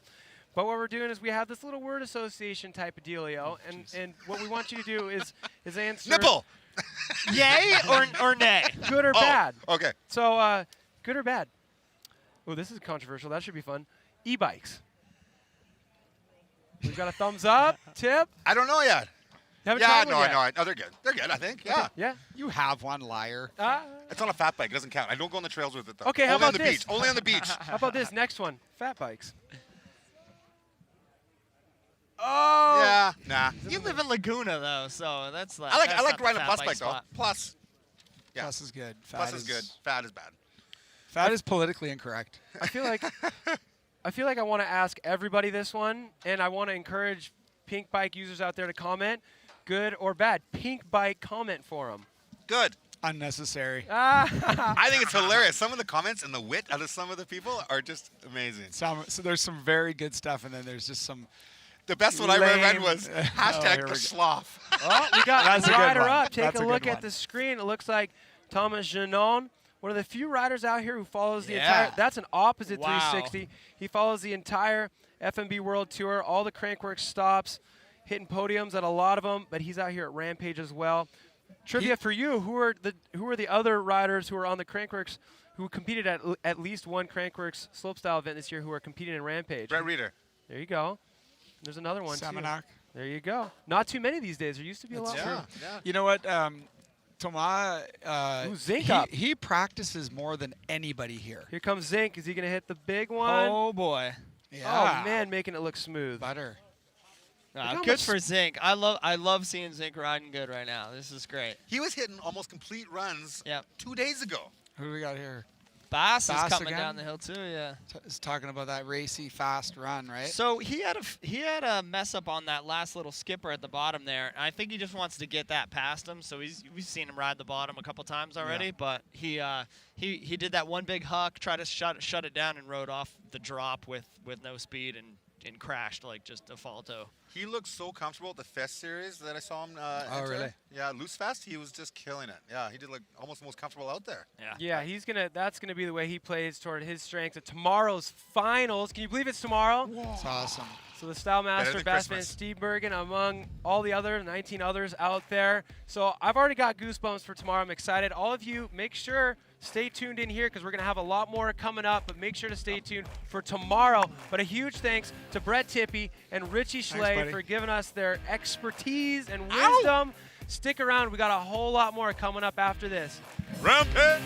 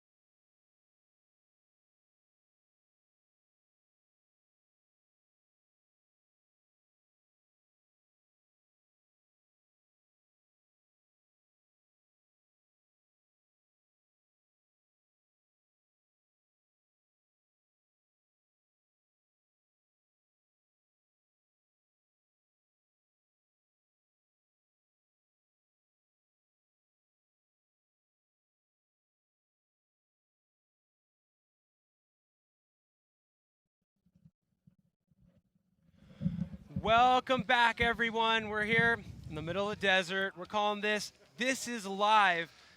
The prelude, the excitement is building. Of course, we got the big show tomorrow, but we're getting a little sneak peek into all the work that's going on, all the test riding for tomorrow's 2017 Red Bull Rampage. We're having a look at the riders dropping in for their practice laps last day. And then we're also talking to some very influential human beings who happen to be walking around this venue. We just got done with Brett Tippie and Richie Schley, and we have, of course, a guy who's been here from the very beginning, Derek Westerland. But before that, we're going to cut to a replay. While we were away, we had Reed Boggs dropping in and testing some parts of his line lower down the mountain. He's riding rider's left line. He has this trickable drop right here into a setup jump, and then this is a 55-foot canyon gap. It's what we were talking about earlier. He landed about where he is now last night and somehow held on, but it's kind of crunch time out there, and people are just figuring it out. I'm your host, Cam McCall, alongside Aaron Chase, and that man right there is Derek Westerland of Free Ride Entertainment. If you've watched any of the New World Disorder series or you've seen any Rampage footage in the history of the event, this is the man behind it. Derek, great to have you. Yeah, thanks, Cam. Hard to follow up Brett and Richie, you know. No, we need to bring it down a little bit. Peanut gallery in full force. Yeah, he was already on the Red Bulls this morning, yeah. so. Yeah, he's probably had more of those than any human out there right now. So those dudes, when they were young, I know you guys kind of grew up together. How were they exactly the same? How much have they changed? Oh, man. I think they're the exact same as they were when we were BMX racing in Kamloops in 1983. You know, I think Richie's the same height as he was in grade 6. And Tippie's still as infectious as ever. No doubt. You know the great thing about Tippie is like people who see him as a personality on TV, they may wonder like, is that all an act? If you know the dude, that is Tippie. And you've known him longer than anybody around, but if you spend time with that dude, that is the way he is. Believe it or not, there's not too many humans who can actually like upkeep that all the time, but unique human being, and you're lucky enough to have spent a lot of time with him. Yeah, well, the Red Bull keeps him rolling these days for sure. He's gone through some different chapters in his life, but he's great for the sport. You know, he's really influential and, you know, brings a really positive attitude to everything and everyone. You know, that's part of mountain biking. So, Derek, what are you doing on a day like today, before the show? You know, hanging out with you guys, you know, sun tanning. Not a whole lot. No heli rides? Heli's coming in shortly. We got to rig it up for the afternoon, and then, you know, we've just been working through. The Rampage gets bigger every year. There's, you know, more assets and more video production around the whole event that, you know, used to be a couple of days and now starting to spread into the weekend before, and pretty much, you know, a week out we have cameras rolling and following the riders through the arrival and all the way to game day. There aren't too many people on site this year who have been here since the very beginning, and you're definitely one of them. You're a big reason why this event exists, and you're talking about how production's changed a little bit. Compared 2001, oh, look at this. We got Tina at the very top, shimming around trying to get her stand up for the Signature Series broadcast. Be careful, Tina. That could go incredibly wrong. But Derek, how have you seen, obviously, the riding? We talk about how much that's changed until we're blue in the face, but talk about producing the content for this event, 2001 versus 2017. Gosh. Yeah, I mean, yeah, I can't even begin to explain how exponential it's grown.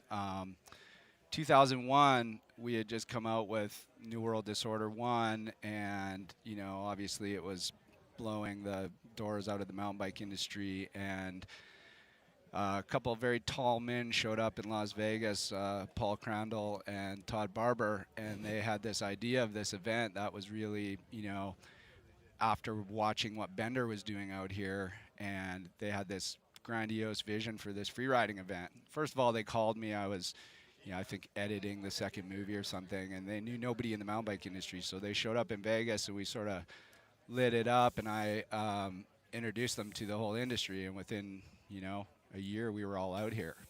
And that year there was no money for production or anything. We just sort of rallied like all our friends and people that were shooting for us, and I don't even know if anybody got paid, but, you know, we had Steve Winter, famous ski filmmaker, hanging out of a helicopter, shooting a 16 mil camera. We just bummed and borrowed every camera we could to shoot the event, and then it progressively, moved forward from there. 2004, I believe we did the first HD production out here, and that was long before HD even existed. So, Red Bull's always been really ahead of the curve in production, and then, as this became a marquee event, then we got the tools and the resources to really blow it up and build it to what it's become today. At the beginning, you probably didn't know if A, it was going to be possible for the riding to take place, and B, if it was going to catch on. But now look at this thing, like, has followers all around the world. I know that anybody who knows this much about mountain biking, they know about Rampage. They always go, oh, the stuff with the big cliffs in Moab. They always call it Moab, right? And Yeah. But back then, how did people for 2001 event, like right now, not only do we have a live broadcast tomorrow, we're doing this live right here. How long would people have to wait to see footage from the event back in the day? Was it like wait for the VHS tape to show up at your bike shop or what? Yeah, something like that. I mean, we made home video, literally. That's how you saw it. And, it was such a hardcore group of people that were out here in the early days. Like if you weren't in the scene, you weren't here. And then one year, I think we made the mistake of doing it the same week as Interbike, and it turned into a total circus. Like, guys were dropping their lines, landing on photographers. Todd Barber was like, just like pulling his hair out. And we realized right then that we had to control this, because it really was, the level of riding was escalating, the, just the exposure and, how to control the crowds. Like, there was no roped off areas or anything. It was like full raw dog. Free for all. Yeah. So you'd see some guy, Simmons would be dropping into a line and there'd be like 15 photographers chasing him, snapping photos. And then we realized that this was like getting dangerous. And so we reeled it back in, and, it's been really good ever since. And, they've really stepped up the whole, experience of coming here now, and, the way the event is handled and the way, we even get into the venue in the daytime. Like, it's very structured, but it really works because now the riders are riding in a safe environment. Taking some of these people from behind the scenes, the reason why this event exists in the first place, but especially the reason why this event has evolved. If everybody who's in control of this event, like the man we just had on screen there, Todd Barber, yourself, once again, we're here at Derek Westerland. If you guys weren't open to modifying the format, I think this event would have been over a long time ago. There's been so many changes that have been put in place to keep this event in existence. Yeah, well, we took a 4-year hiatus.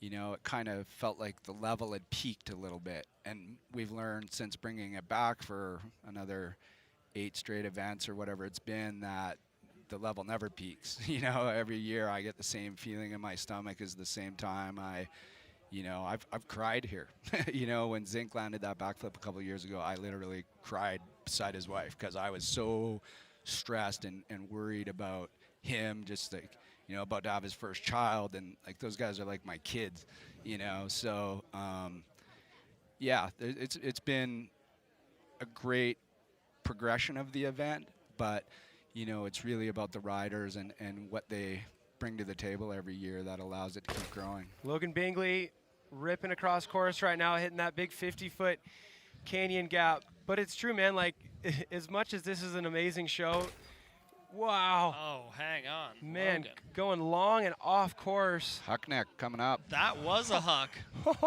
Holy moly, that's why we're doing it right now. But that's the thing Good I was to just see going some to say wildness. is like it's so challenging out here that when you spend time with people and you watch them pushing their limits or you push your limits alongside them, whatever, if that exists, a fear bond of some sort. Like you said, you were emotional when Cam was flipping that step down for a good reason. The consequences are there, but you also know that the riders, if they're here, if they've made it into this elite 20 or 21, whatever it is, they have what it takes. So we're taking a look back at that overshoot from Logan Bingley. Oh, you can tell Cam, he already knows. He's like, uh-oh, I'm in the wrong spot. Putting down the binders. Look at that. So he wanted to hip that thing, turn to the left a little bit, but going straight puts you right into the middle of that wash. And from the angle we had before, he disappeared, but we got a good line of sight there on him.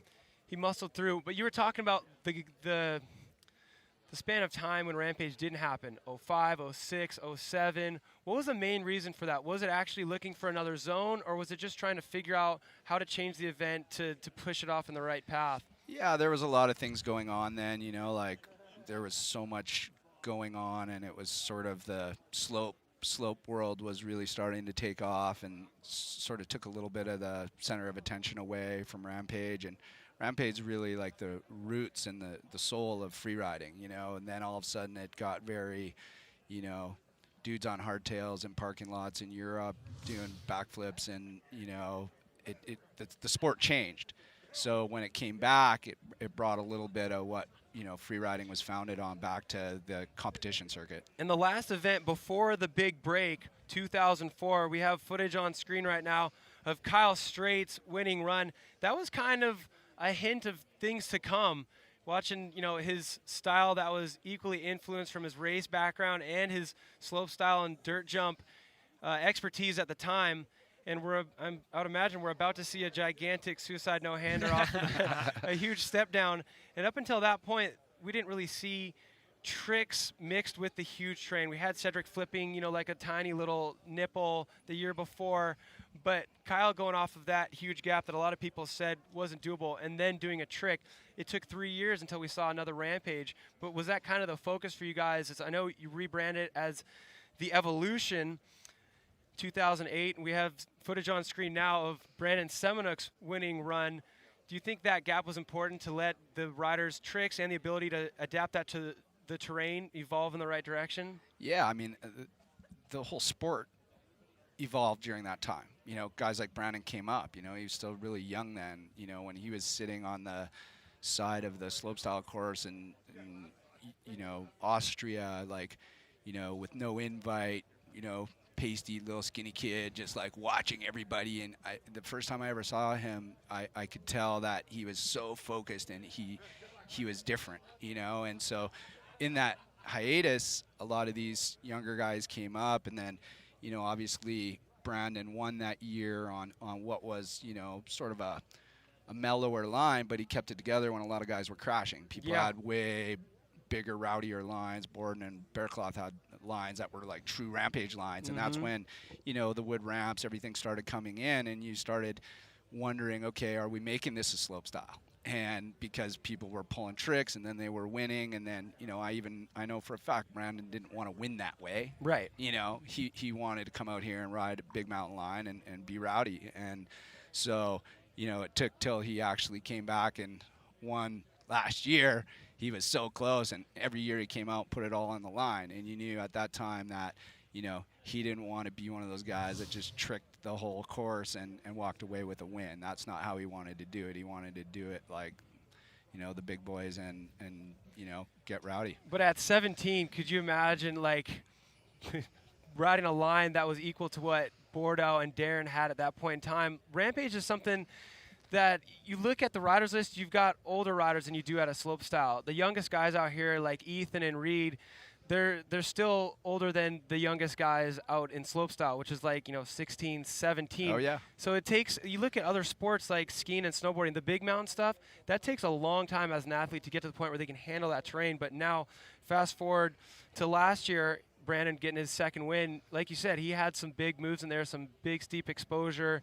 And of course, like, he's a seasoned, well-rounded rider now, and he could be the first guy to go back-to-back if he can put it down tomorrow. Absolutely, and you know, these young guys, like, it's so great to see them out here because they're keeping the spirit of what free riding is alive. You know, like the dirt jumping and slope style, you know, circuit is a much different thing, and we've seen, you know, the best of the best come out here and really struggle and have a hard time with this natural terrain. And then, you know, those same guys are going to walk away, look at it for a couple of years, start coming here on their own time and getting it underneath them, and then they're going to come and ramp it up again. And that's sort of like the, you know, continuation of it. It's always evolving. Yeah. So I got a good question for you. After you know, all this progression talk, what are you doing production-wise to kick it up like you do every time? Well, we've you know, we've been trying to, you know, open up some new doors. We've been a lot more on the exploratory side of mountain biking, and looking at this, you know, it's always been a dream to, you know, potentially make this a World Series and take it in different places in the world. And we started and made Where the Trail Ends while we were basically on the hunt for other Rampage venues. And, you know, we just finished an amazing project up in the Arctic, which is, you know, not a absolute carbon copy of Where the Trail Ends, but it's a film project that you'll see tomorrow. The trailer in the live broadcast will release it on the world, and that, you know, exploratory big mountain side of riding, we've still been really, you know, chasing, you know, finding these places on earth where, you know, you can do this, which there aren't many. This is the best. You know, we've been everywhere, the Gobi Desert, Nepal, you name it, and this still remains, you know, the supreme location to do this in. But there are some really interesting backdrops to potentially look at in the future if this was to ever evolve to that level. It's a big world out there, and stuff that you may have explored close to a decade ago that maybe didn't seem right. That right there sitting behind us, the top of that course, that wouldn't have seemed right until now anyways. I think last year was the first time there was a big enough group of riders who would step up to something like that. Yeah, I mean, you look at Utah in general. Like, I just drove down the highway the other day from Moab to here, first time I had driven that stretch of road for a long time, and you know, we rolled by so many zones that so many like monumental like lines had gone down, and it felt like it all just like concentrated. And as you got here, it's like boom, everything has happened here. Yeah, you know, it was spawned here. It to this day, you got riders moving here now to keep this side of the sport alive, which is totally rad. That's like the best thing that has happened in a long time, because that's the thing. This sport, as every part of it is progressing, you know, you're progressing on the production side, the riders are getting better, but we also want the sport to grow as a whole, and it's such a rewarding thing to be a part of, to finally see riders, you know, young riders especially, focusing their riding in that direction, so much so that they're moving out here. It would be a shame if there wasn't a ton of people living out here and riding. In 10 years, I hope there's a scene of a bunch of riders who are known for riding this type of stuff, and they're pushing this riding in the next generation. We don't want to just have it be this tiny group. We want this, you know, like we want to have this sport grow as well, not just the event. Yeah, and we're getting to the point now where there's a new generation that, you know, are coming up that, you know, wouldn't even maybe necessarily remember you guys at the height of your career, or remember New World Disorder movies or collective movies or whatever it is, you know. So we're actually starting a project called Nothing's for Free, which is like a 30-year snapshot of where free riding came from, which both you guys will be in, obviously, and along with the two clowns that were sitting up here beforehand, and every other, you know, influential rider. And the time's right for that now to tell the story, because, you know, there is this new generation of riders coming up, and, you know, they don't really know how they got there. You know, they don't know how this style. They know Rampage has been you know, around for, you know, I guess better part of 16 years in some capacity or another. You know, when the Rampage was on hiatus, we made box sets, we kept it all alive, and now to see riders actually coming out here to ride, you know, like this place, when we first started coming here, there was one hotel. Like, we literally were landing helicopters in the parking lot, dropping people off, and like calling the sheriff, hey man, we're gonna park a helicopter on Main Street, and it was like there was nobody here. And now you start seeing bikes on vehicles, and you know, my friend owns a shop down in Hurricane, and they're busy all the time, and people are riding, and mountain biking's alive and well, and Utah's like an epicenter. It's like the North Shore of Oahu. I got to go there for the first time this winter, and the way that place felt, you know, just, I feel like this place is for mountain biking what that place is for surfing. We're looking at Darren Bearcloth dropping in. So rumor has it he's wearing like a virtual reality camera on his head or something like that. Do you know anything about what he's got going on? Are we going to be able to see that, Derek? Are you going to be able to see the VR? Are you doing any VR? We're not doing any VR here, you know. I don't actually know what he's got going on. Looks Looks like some sort of new GoPro or something. How about some of the other new technology? Like, I know you guys partnered up with DJI. What does Yeah, that look DJI's out this year, bringing a really cool new look to the event, getting in closer. You know, we always say this, like every year we, shoot helicopters. We have so many cameras out here. You never really understand what it's like until you're standing here. You know, like every time someone new comes from the crew, from the media, from anywhere, they walk here and they're like, wow, like you can't imagine it. It doesn't matter who you are and how gnarly or what scene you came from, and you've seen people surf the biggest waves or jump the biggest cliffs on snowboards. When you come here, it blows your mind. And so, we're constantly striving for, better production. DJI's bringing the drones, are bringing it up close and personal, getting us angles we weren't able to do before. You can't blow around 20 feet above a rider's head in a full-size helicopter, Yeah. So, we've always tried to. Here's some of that drone footage right now that you're talking about, and like, yeah, how close that would be? Way too close for an A-star, right? Oh yeah, you'd blow those guys right off the ridge, and they wouldn't be happy. And yeah, so this is cool. It's allowing us to allowing everybody that's part of this production to tweak it, make it more intimate, give you different looks at things that unless you were standing there, you wouldn't realize the exposure that's on some of those ridges, because it's really hard to capture. There's no substitute for standing there, but you guys are getting pretty close with all these techniques. But even the riders who have ridden this stuff, no matter where you're riding the rest of the year, between your last time being here and then showing up again, you feel like maybe you're at a level where things are going to look smaller to you, but everything always looks just as big, if not bigger, when you show up back out here, because nowhere else you ride compares to this stuff. Yeah, there's so much talent here. They kind of start making it look small after a while, but when you don't have that skill set standing there, you're like, mind blown. Yeah. I think it's cool that you guys are always moving forward with technology and kind of combating how people are watching this stuff. I mean, half the people are probably really watching this on their iPhones. Yeah, I think a full VR experience at the Rampage, people would probably vomit. You know, like I think it's like a little heavy for people to process. I think it's doable, and you'll see it for sure in the future.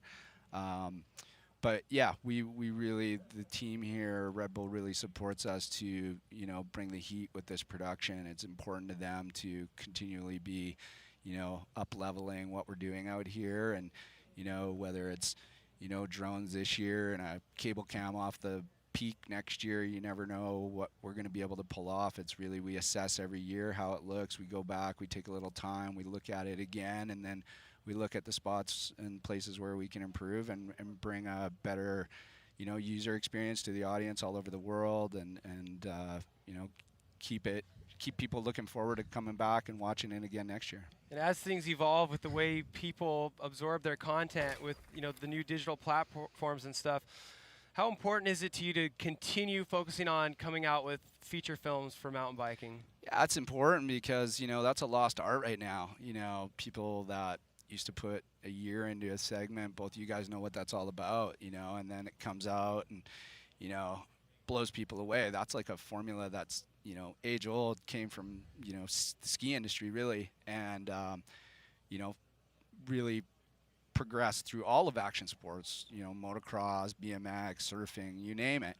And now, the way people consume and how turn and burn it is, there's really nothing that's gonna rock anybody anymore. People could do quadruple backflip tomorrow and everybody be like, yep, swipe to the next thing. Yeah, seen it, been there, done that. And so the action sports is in a real transition right now. So keeping these bigger projects alive, telling, good stories about the people who are involved in these sports, and, never just settling, always pushing further. It's really important. That's what my career is based on, and, definitely not going to stop anytime soon. And I think we need to pave a path for the younger generation to have something to, strive for and to look up to.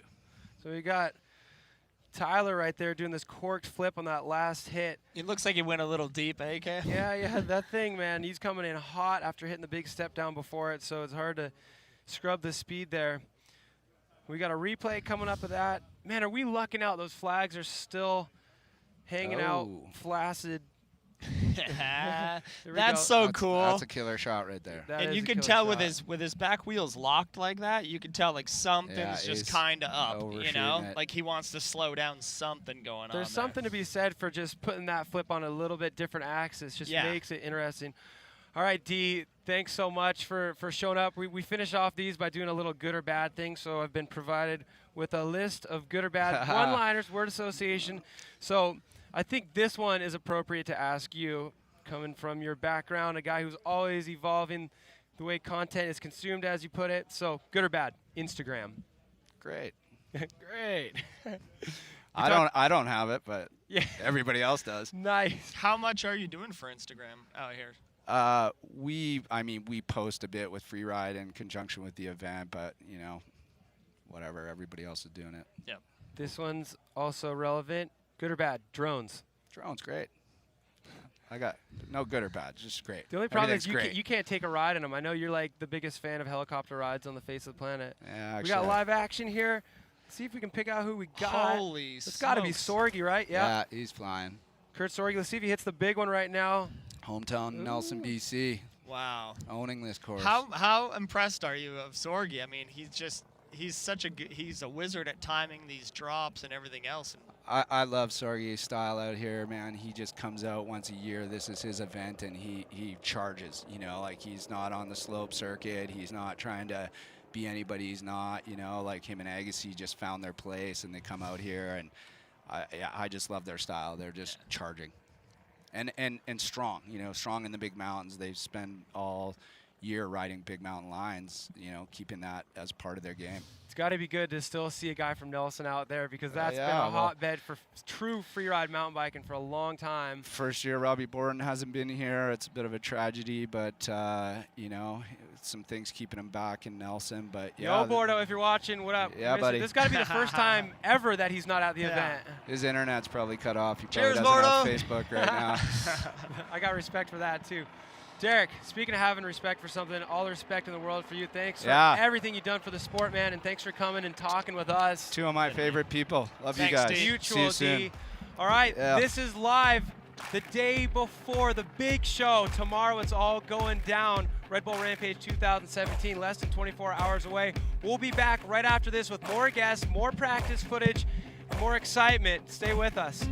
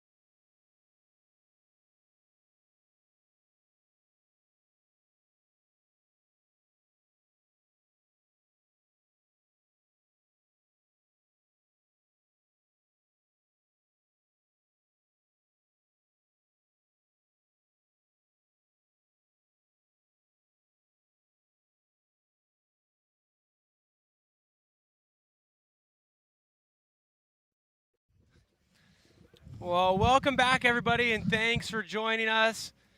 This is live on Rampage Eve, the morning before. The craziness happens tomorrow. The big show, of course, Rampage 2017, happening less than 24 hours away. What we're doing right now is giving you an insider look, a little fly on the wall peek at probably the second most exciting moments in all of the Rampage fiasco, the 10-day series of events. This is when everybody's testing their lines. They're putting the final touches on any tweaks needed to any of the lines.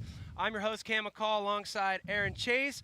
We've been having great guests all morning, and of course, we got two amazing guests right now. Matt Mcgarry, brother of the legend Kelly Mcgarry, and Nikolai Rogakin. Guys, thanks for joining us. Thanks for having us. Yeah, it's awesome to be here. Have you ever been here before, Matt? Yeah, I've been here the last 2 years. I was here with Kelly 2 years ago when he last rode here. So yeah, it's cool to be out here and see everything again. And you know, I've got some really good memories out here. So. Man, it's so cool to have you. It's like, if we can't have Kelly, we got to have at least one Mcgarry out here. So. Yeah, I got 50% of the genes. So. That means a lot. I can't ride like him, though. So, so this is kind of funny, and I don't know if anybody's told you about this yet, but I come out here quite a bit outside the event to ride and film and enjoy. I know, Nikolai, you do that a lot too. But this is something that a lot of people are talking about. It's right behind me right here. I don't know if our cameras can pick it up because we have this netting, but do you see that rock right there? A lot of people are saying that looks like a side profile of your brother staring up at the zone. If you kind of like use your imagination a little bit, you see long hair, you see, you know, nose, chin, and everything. So, you know, that's great having him up there as a memory, but it's even better having you out here. So, so thanks. Curious about the Kelly Mcgarry Foundation, seeing a lot of Magaza Forever merchandise out there, and I know you guys are doing a lot to build up the riding scene in New Zealand and keep the memory of Kelly alive. Can you explain that a little bit to us? Yeah, so we're really lucky that Kelly has got a lot of really sort of capable, really motivated friends, and they've been just doing a lot. Everyone wants to do something. They've all been awesome. So we've got like a bunch of the shirts and stuff being sold, and then we've got a partnership with Shred. So they've got a helmet and a goggles line coming out. And then that all goes to support the foundation, and then we're using that money to build, you know, this really cool stuff in New Zealand. So nice. Yeah. And I know the Magaza Fest is happening again in December, maybe. Yeah. I want to, man. I don't. Well, I want to. February actually. Sorry. February. Yeah. Okay, so it's happening in February. Up, Magaza Fest, and that happens in Queenstown, right? Yeah. That's sort of where Kelly used to live, so all the really good riding out in New Zealand. It's an awesome place to be. So. And is the line kind of in the same spot as Dream Track has always been? Yeah, well they have a big sort of group ride down from up in the mountains. So there's a big huge sort of mass start ride that Kelly used to love, all that sort of stuff. And then there's all the jumps on Dream Track and Gorge Road dirt jumps and.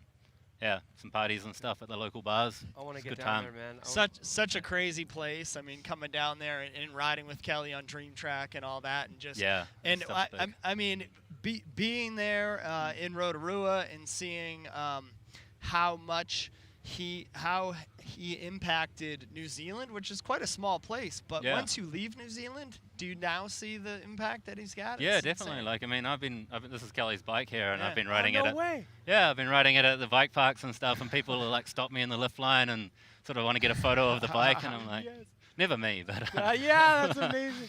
I think the thing that's crazy about Kelly is that he had this heavy presence in all these really, really important, iconic mountain bike towns. You know, he was a local in Queenstown, obviously a local in Nelson where you guys grew up, but then he was big time a local in Whistler.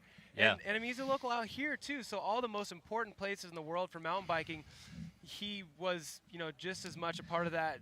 He lived that lifestyle 100%. All right, we got some live action here. It looks like my brother dropping in. Oh, trying to clean that cork flip up. There we go. Put it down to the landing. I know he's got a variation on that too. He's hanging a limb off at some point if he gets comfy. Very cool. But Nikolai, we're looking at tricks right now, so of course we got to talk to you.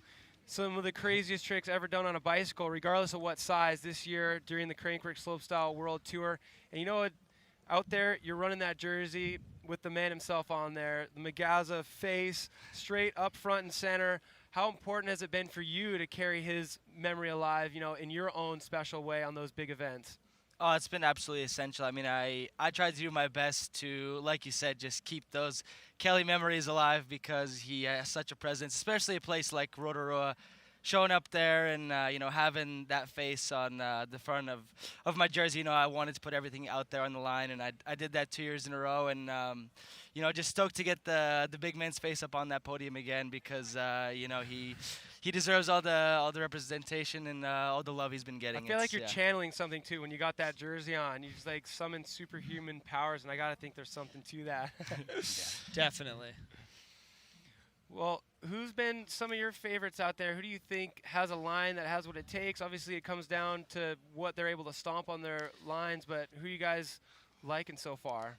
Well, you know what? I'm out here pulling for my my American boys. Ethan Nell and Reed Boggs. This is a huge opportunity for them. They've been putting in the work. Ethan is a true local here. Reed moved out here, and yeah, they've both just absolutely been shredding all they can out here, whether it's the old site, this new site. I've walked both of their lines, and they're looking incredible, and they're so good on their bikes. So those are absolutely the guys that I'm going to be pulling for. That's one of the biggest reasons I'm out here to see them perform and see that opportunity come to life for them. So I'm stoked to watch them drop tomorrow. Are you riding with those guys? Or with that crew? You're riding with those guys a lot on the in the weeks leading up to this out here. I've spent a lot of time riding with those guys for sure. I mean, they actually, Reed and Ethan were on my my dig team last time I did a Rampage when I fell off the cliff. So they were there for me. So I feel stoked out here to be supporting them and to watch. To watch them be able to compete on this big stage. It's going to be sick. So everybody knows, if they follow Rampage, which this audience that we have today, they're familiar with the crash that you just referenced, your big one. And people always ask, people who've never been here or aren't close to people in the event, they ask about risk versus reward. Well, we got Cam Zink on course right now. He's riding the bottom section, skipper into a lip down. You got to know there's going to be some trickery going down on that. But people always ask about risk versus reward. I got a feeling you're never a guy to back away from a challenge. Do you strive to get back into this event someday? And how do you weigh out that risk versus reward type of topic? You know what? This event was definitely life-changing for me. I mean, I knew it was gnarly, but I came out here and it was way crazier than I could ever expect. And, as everyone saw, I made the slightest mistake, just a bit too much brake, and it resulted in the worst consequences, And we actually have that right now. So if anybody happens to miss it, I don't know how you did. It went everywhere, but take a look at your screen right now. Let's familiarize yourself with this. So can you tell us what happened here? So everything seemed to be going great. I mean, I was cruising down my line, and then there was one spot where I had to stop really abruptly, and I just pulled a bit too much front brake, and that was the point of no return. I was going off that cliff no matter what. But I feel like everyone at Rampage, they always talk about, how narrow things are and, what would happen if you fall off the cliff, But the guys out here have so much skill that never, ever happens. So, I feel like just the slightest mistake, and I was able to show what can truly happen when things go wrong out here. So, nobody can, at any event you've ever competed in, nobody can ever say that you didn't go all out and absolutely go for it. The kicker to this footage that we're watching right now is you popped back up, got on your bike, and hit the 72-foot canyon gap afterwards, a jump that people wake up fresh in the morning, and there's only a couple people in the world who would hit it, but you popped up after that. And I actually went out there and measured that about a month ago, and it's like 40 feet that you fell to vertical. So to pop up from that, you're never a guy to be caught down. Is that something that's fueled by adrenaline, or is that just a mantra you try to live by? I think it definitely has a lot to do with adrenaline, but it's just kind of me trying to not take this opportunity for granted. It was like my life dream to compete on a mountain bike on the biggest stage. So if I go down, no matter how big the crash is, I want to get back up and keep going and continue the run, even if it doesn't matter anymore. Because you can't take it for granted if you just make mistakes and you just throw it out and get angry and just throw it all away, then who knows how long you're going to stay in this sport. So just trying to represent that at all times, trying not to take advantage of it. That was an iconic moment, and it was amplified because you actually got up. That's like the exciting, uplifting part of the story, and that's what really people were able to sink their teeth into. That's just one of many viral moments from Rampage. Probably the biggest viral moment was your brother's backflip over the canyon gap at venue number 2. that absolutely blew minds. I want to say it was like 30 million views, the POV footage or something. Was it crazy to have the whole world at one point talking about your brother? Yeah, definitely. I mean, I watched it like live, just sort of in this little room in Paris. Yeah. And then I had a feeling that he was going to do something there, and then I We have it right here. Take a look. Yeah. Walk us through this and maybe try to think back to what it was like seeing your brother do this and have the whole world talking about it. Yeah, well, you know, I mean, you probably know too. It's kind of weird. You want them to be successful, but you know, it's your brother. You really want them to just sort of make it down in one piece. But you know, I know that sort of Kelly sort of knows what he's doing. He doesn't do anything if he's not confident that he's going to make it. But I like too when you hear this raw at your house, you can hear him. He's like singing or he's got some beat in his head, and he's in the zone right there and ready to attack. And this was his first cork flip. You can already hear the crowd. It's really cool. Yeah, take a listen. But I mean, Cam, you've done the Canyon Gap, and it is no joke. Well, I was up there with Kelly. I mean, we were practicing together this year, and we both wanted to flip it. And I was like, dude, I don't know. I don't know if the speed's there. And I go, I think I'm going to do a second run. He goes, first run, I'm going for it. Here it is. And here it comes. Listen to this.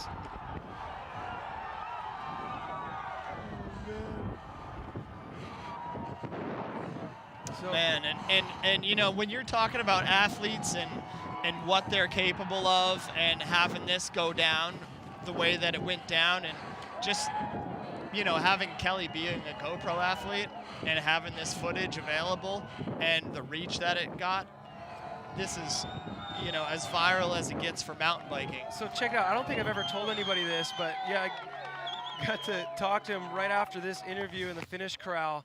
I'm going, you did it. Oh, man, this is something we've been talking about for years. And you finally pulled it off. And I'm just wondering, I'm not going to come right out and ask, but, like, are you going to go up for a second run? And right away, he's like, yeah, I'm going to get a flip tuck on it. Like, he wanted to go back up and get a flip tuck, no-hander off that, which is so cool. And it's such a testament to how he was always progressing. It was never enough just to do something that was going to shake the world and get 30 million views. He was ready to take it to the next level right away. And is that the way he always was as a kid and stuff? yeah, definitely. He's definitely a lot more competitive and pushing himself a lot more than me. I was always I rode bikes, but you know, not like he did. You guys the yin and yang? Yeah, kind of. Who was the older out of you two? Kelly was older than me Okay, by about cool. a year and a half. Year and a half. You guys are really tight Yeah. then. Yeah, we definitely grew up together and sort of hung out with all the same guys. And The footage It's of good. him riding a BMX bike just brings me to my knees because he dwarfs a full-on Yeah. downhill bike. To see him like throwing around a BMX bike, doing front flips and stuff. At what point did he finally discover these larger bikes and the fact that they suited him better? yeah, I think it was when he went out to Whistler. Sort of went out there when the Winter Olympics were on to build. And then, yeah, he's a huge guy and he looks a bit ridiculous on a BMX. So, I remember when he first came out, and he was like he had such a presence, and then everybody, you know, just started to know him more, and then of course love him. And now we've got new guys popping out all the time, and I mean, Reed is, I think, another guy that people are really just jazzed up on seeing, and we got a little bit of Reed Boggs footage for you right now. So we got Matt McDuff there on the left, known for his brakeless hardtail riding. And you got to wonder, having him out here for the first time ever, being on Reed's dig team and just being exposed to this terrain. You, Aaron, came from the background of more like tech hardtail riding, but mixed with downhill. And I know in your New World parts, you would always come out and just interpret it differently. So I would love to see that guy, Matt McDuff, get the bug and come out here and do a little creative riding. Nikolai, you come out here all the time. And do you bring all your bikes? Do you only bring your downhill bike, or when you come out here just for a riding trip? You know, this area just has so much opportunity. You can bring the small bike, you can bring the big bike, but yeah, I mean, I love riding out here just because it's unlike any other zone. You know, this zone has the ability to scare you more than anything else. I mean, the craziest and most fun part, I think, is that you ride things and you're almost hating it the whole time. You're like, oh, this is so gnarly. This is way too gnarly. Why am I riding this? And then you kind of get to the end and you look back up and you realize what you just rode, and then you realize how rad it really is. So I think that's why a lot of us guys like this zone, because it's so scary but so rewarding. It kind of starts as a love-hate relationship for everybody, I think, because you're excited, but then all of a sudden you get humbled by it. But then all of a sudden you are hungry for more, kind of in a weird way. And I don't know. I like to see people interpreting the terrain in different ways and stuff too. So I hope you keep on coming out here, and I hope there's a camera on you every time you come out here. Matt, have you ever got out and ridden any of the trails here? No, so actually every time I've been here, I've had some sort of a broken bone. So this is my first time I've Weird, actually... a Mcgarry with an injury. This is crazy. Yeah, I did them in a little bit of a less impressive way than Kelly's injury. But yeah, this year is the first time I've been healthy, so we only just got out last night, so I'll definitely do some riding around Good, here. get some riding in. Well, speaking of riding, we have a replay. We saw the aftermath. Reed kind of talking with his build team, Matt McDuff, and we're going to go and see what he actually rode before we came in. Oh, looks like he started from the top. To think that it's about noon now on a day that was supposed to be a total wash, and we still have riders dropping from the top. Today is a score. So he's riding Riders Left Ridge just to give the viewers at home their bearings. And he's making his way over to a feature we call the Goblin, which is a really exposed, narrow ridgeline that ends with a gigantic drop. You can see a landing built up with all those sandbags. They pre-built that last year. 4 riders teamed up to pull it off. And now Reed, with this being his first year in the event, he had to try to find where he fits in. There were so many parts of the venue taken up last year. So he's got a drop coming up, a hip step up into it.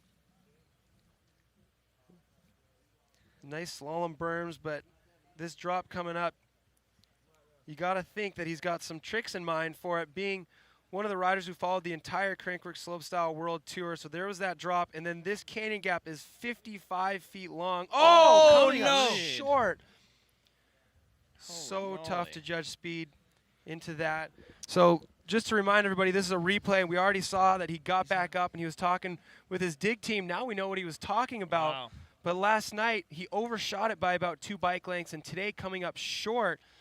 Talk about how hard it is to judge speed on those blind features, Nikolai. Oh, incredibly difficult, but Reed looked so on point up until there. Just the rest of the line looked perfect. And yeah, we saw him hit the canyon gap last night, and he actually, the first time he hit it, he overshot it quite a bit, and then he hit it again and hit it perfect, and it seemed like he had the speed worked out, but just barely short there, and harsh consequences. He got really lucky, and coming down the hill from different spots. I mean, if you start at the very top of the hill, you kind of have this momentum that just keeps building and building, and maybe your little speed limit or the wind in your helmet, kind of you get a little bit more used to it than if you start right above the roll-in and you're like dropping in. I mean, how does that feel like when you do a run from the top? Is that hard to regulate your speed on something you've already jumped 5 times? Oh, the speed can become completely different. I mean, like you said, it's much easier for him to just start on the drop right before, like the wind on the helmet, he can feel it. But after doing something he was probably super nervous about, I mean, the first thing in the morning to get all the way to the top of there, hit the gnarliest drop, and then basically make it down his line perfectly. Definitely a lot of possible fatigue, and, you know, the mind has just gone through so much when he's gotten up to that point. Yeah, the speed's definitely not as on point in his mind as it probably was last night. But it was barely off, so I'm sure he's going to be there. Yeah, he's probably just a little relaxed on that, and it looks like his bike is just going to take up that abuse and not him, so that's really good because that's a wall of rocks that you're jumping over right there. So, yeah, hopefully he gets back out there, but cool getting the insight from you, Nikolai, a guy who's ridden a ton with Reed, knows what it's like to judge speed for things. We've got a lot of riders still dropping in, but I want to thank you guys for popping in and talking to us. Matt, it's like an honor to have you out here. Yeah. We got a Mcgarry out here, and Nikolai, always a having me. pleasure, my man. But before we set you guys free, we always do this little word association Yeah, we got thing. time? We All got to right, get let's you do to give us a good or bad when we list off these topics. So, Nikolai, I know you train pretty hard for slopestyle. One of these topics here is cross training, good or bad? Good. Good. Here we go. What do you do for cross training? I play a lot of hockey. Nice. And you know what? I mean, as much as it seems necessary to go to the gym, I mean, we strive for, you know, action and adrenaline. So for me, cross training in a different sport is perfect. I don't think I'd be able to spend hours in a gym. It's the only way for me. So I think it is important. That makes sense. So we got live shots right now. Logan Bingley wearing that bright pink jersey out of St. George, Utah, just a half an hour drive away from here. He's been on the podium, 2012 with a 3rd place. Looking to do it again, trying to find his way back onto that thing. But let's pick up where we left off with our good and bad. And this will be interesting. Good or bad? fat bikes? Undecided. I don't know. You need one more Matt? winter in the Fat north. Yeah, I bikes? do. I do. I know I live in New Hampshire at the moment, so there's a lot of cool. snow out there. You guys are from like the same hood. This is This crazy. is- Yeah, all yeah. 3 of us right here. Oh, look at. Oh man, I'm like the odd man out over here. I'm gonna say good in the snow, but not in the summer. Yeah, if you live in the snow, it's the only You'll way love to him. We'll have to ride. take a romp this winter for yeah, sure. there's been a few guys trying to get me out, so I guess I'll do it this year. We'll do it. I don't have one yet, but I live in a place where that happens too. That winter thing that happens. So I feel like, if you want to ride a bike, it's kind of the only way in the wintertime. So makes sense. We ask everybody this one because it's interesting to find out. And I want to remind you to get your comments in if you're watching on Pink Bike, good or bad. Pink Bike comment forum. Great. Good. Matt? Yeah, I'm gonna say great. Yeah, it's Matt. interesting to read. It's pretty entertaining actually. Yeah. As much hate as I've gotten in there, it's good. Well, Yeah. cool. Thank you guys so much. It's great having both of you here. Enjoy the show tomorrow. As a reminder, there's this little thing called Red Bull Rampage. It's happening tomorrow. We're giving you an insider look right now. But Nikolai Regakin, thank you. Matt Mcgarry, Good to see you thank you guys. so much. You too, We're Matt. going to be coming Thanks, back guys. shortly with more practice runs. And we'll have Tina Dixon on set. So don't go anywhere. More This Is Live on Red Bull TV coming up next.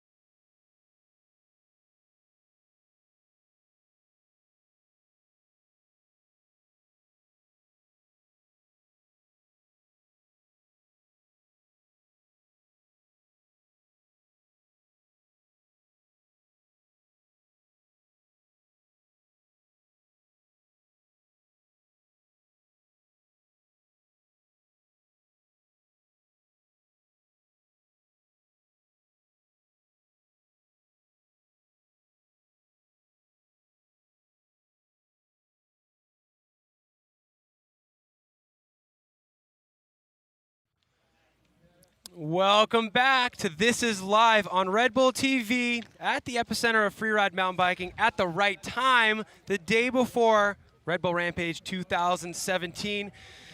So we've been talking a lot to our amazing guests, but we've missed a few things along the way. So let's take a look back at a little highlight reel from some of the riding that's been going on behind us. First up, Brett Reeder. This happened basically first thing this morning. As soon as we started our broadcast, he's going for the Cork 720. What happened, Aaron? Well, it just looks like to me, I mean, everything was there. You just need to pull a little bit more. And you can see in this rotation, he is humped over the handlebars, pulling the entire time. He practices so hard for any event. He's already landed this, but he's already crashed it twice, so it's got to be getting in his head. But it's different to do it on a downhill bike with the dual crown forks, the fork bumpers. You can't turn that front wheel as much as he usually does on a slopestyle bike. So hopefully he's back out there riding. This kid is as tough as they come. But another rider we saw drop from the top, Darren Bearcloth. Walk us through this. Aaron. Yeah, I mean, Claw is cool and comfortable on the Noblin. He rode that last year. And then we've got your brother, you know, like he came and sat down with us, and he's telling us that he's already ridden all the nugs in his line, which is great to hear. Yeah, Tyler was playing double duty hanging with us, but then getting up there practicing his line. Then we had Kurt Sorge you just saw. And then, of course, the local boy, Ethan Nell, out of St. George, Utah. Rookie at Rampage, local but a rookie. Then a guy who's not either of those things. He's not a local, even though you would think he was with how much time he spent out here, and he's definitely not a rookie. The veteran Darren Bearcloth getting a 360 on the last hit in his line. Who do we got here, Chase? And Darren's also got that VR camera on there, which is really cool because I want to see that. And then here you go. We just saw Reed Boggs take a big spill, but you know what? I think it was bad news for his bike, but not for him. So lucky enough that Reed's going to be back into it here. And, yeah, just probably got a little too comfy with that gap. So now you're up to speed. You're a fly on the wall of the second most exciting moment in the entire 10-day fiasco that is Red Bull Rampage, last practice sessions. But right now we have our last guest. It's our field reporter, our on-site extraordinaire, Tina Dixon. What up, Tina? Good to have you. Oh my gosh, I have been up on the mountain this morning watching practice, and I was standing on the side where Cam and Kyle were taking that line straight down the middle. Heart out of my chest. We actually had they're you going on screen. so fast. Did they drop in from the top? Yes. See, that's why we have you. You know what's going on. I'm like, it was almost better than like a finals day just to be up there and watch that firsthand. It was really cool. We need one of these breaking news things saying those guys rode down the middle, because that's one of those things that everybody's talking about, but nobody's ridden it yet. And we actually have footage of you holding on to a rope, putting your life at risk just to get a good peek of it. Check us out. Yeah, how was that? Were you at the death grip? Yeah, there was a couple moments where I'm like, why am I doing this? I should have signed like a big life insurance policy or something before that. No, you know, it's crazy because the riders tell me they're like, it's easier to ride down than walk down or anything. So, I mean, you guys ride. How true is that? Well, okay. Depends Tina, which way you're going. You got a taste of Whistler this year, and Whistler got a little bit of taste of you. Tell us, during the Joyride broadcast, you had an accessory on your shoulder. What was that all about? Oh yeah, it was the old over the handlebars hit the backside. I'm sure every mountain biker does it, but yeah, I broke my collarbone up there. Didn't have to get surgery, so that was good news. But it's crazy up in Whistler. Like I'm walking around with a sling, and everyone else is walking around with a sling. I kind of felt right into place. But yeah, so I've been recovering. I'm still not riding yet, but at least I'm out of the sling, and excited to be back here. People may not know, but Tina Dixon is a former professional snowboarder. So, Tina, stand up there, holding onto the rope. If it was snow and you had your snowboard on, would you? Yeah, that snow is different. That's what gets me about this, is like you're standing up there, and for the riders, they don't see anything. Like they're just standing up there and it's completely blind, and they don't see their line until they actually get to it. And it's the same thing on a mountain with snowboarding, but snow's soft. You have edges too, right? Dirt hurts. Yeah. Yeah. So that's something that we like to always point out, is that skis and snowboards have edges. They can dig into the terrain and slow down. Those wheels are meant to roll. Brakes are meant to stop the wheels from rolling, but when they're not rolling, they're just sliding, and sometimes you pick up speed. So did they look out of control when they dropped into the middle? No. Perfect. No. Cam said he's like, wow, that was really fast. But to me, my perspective is it looked really in control. Good to hear. Did Pierre ride down that also? I didn't see. So, but I did see a couple of the guys, and it looks good. So Cam and Kyle both rode down it, is that right? I want to say yes to Kyle, but I know Cam for sure. Okay. Yep. So, All right. I actually have some questions from the viewers who have been watching, so I'm going to throw them at you. It's about time. Thanks for getting your comments in. So Here we viewers go. at home. All right. If I butcher your name, I'm sorry, but some of these questions were really good. Okay. Tornado from Calgary asks you, what if Rampage had two events, a dig as much as you want event and a show up and see how you can get down the mountain one? Like a freshie, like here we go? I guess so. I'll jump in on that one. I feel like that's easy. If a dig all you want event would Yeah, I mean, that would be machines. It would be mental because people have been digging out here for forever, and this place is filled with little gems, like tucked away everywhere from video shoots and stuff like that. A Dig All You Want event would be amazing, but you don't really want to wreck the hill. And come as you are and ride down would it just be impossible. Yeah. I got an answer for you on that because it's kind of funny. We had Derek Westerlin up here talking about how the goal, the dream would always be to have a multi-stop series of these events. But what I have to say about this, here at this venue, to be able to ride top to bottom, period, just one line, it's going to require a ton of digging because of the cliffs. There's other desert zones out there that have more continuous slopes, and you could, if you wanted to do a big mountain type freeride event at a zone like that, where there are some cliffs, but there's also big fresh hillsides after them. If you want a big fresh hillside out here to land on, you have to build it. But there are other places where if you wanted to tweak the format a little bit and have less building, you could do that. But we have live action on screen right now. Darren Bearcloth hitting the hip. He's going to be hitting a step down now. Let's see if we get an angle on that. There he is. And now into the last trick jump on his line. What does he go for? Oh, 360, throwing the foot off. Yeah. He's always kind of threw the foot off to kind of slow his rotation, hasn't he? That's kind of his trick. When in doubt, put a foot out, he says. So think of footage of Darren Bearcloth riding the Gobi Desert, and just know that none of that stuff was built. So if you're really into that, those are the zones for you. But out here, to progress the event and to make it possible to ride top to bottom, not only one line, but a lot of lines, you got to do some digging. So there's my 2 cents. I'd love to see more than just the one big mountain event. All right, next question. Weipler from Sydney, Australia. I love this question. What is your favorite Kelly Mcgarry quote? Yes. Okay, can I go?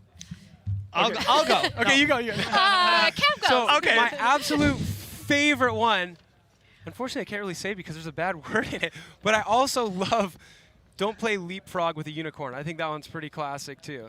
But the other one, I'll just change a word. sense. I'll just change a word from the other quote. There's 2 people in the world who wear elbow pads. You know this one? He's always got these cut up elbows. He goes, smart people and wimps. And I ain't either of those. That's a good Kelly Mcgarry quote. I like it. I like it. All right, next question. JJ Lee from Los Angeles. Go Dodgers. All right, what do you think was one of the most iconic moments in Rampage history? Ooh, Cam Zink with that 360. I mean, that's got to be it. Sports Center.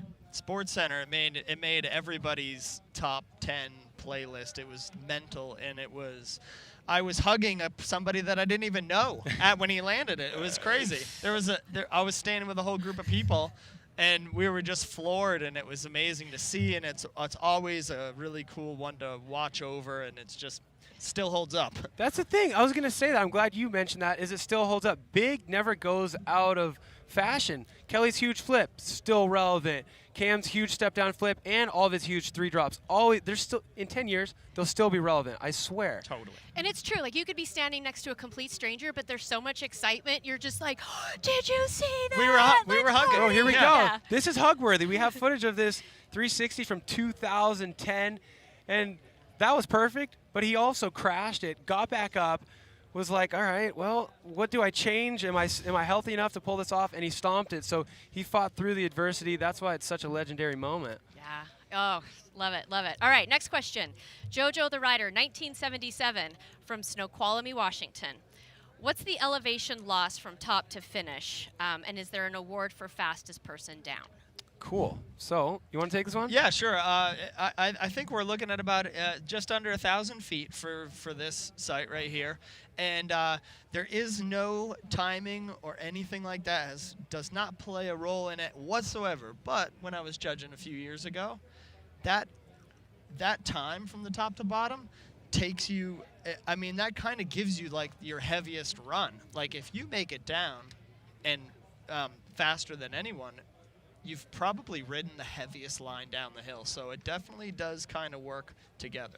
Well, and what gets me too is like you could have a heavy line, but I mean speed comes into play too, right? Like Sure, I mean the judges, if you're going faster, like that ups the score, I would think. Yeah. Yeah. Timing doesn't matter, but style and fluidity, all those things require speed to get a high score in those categories.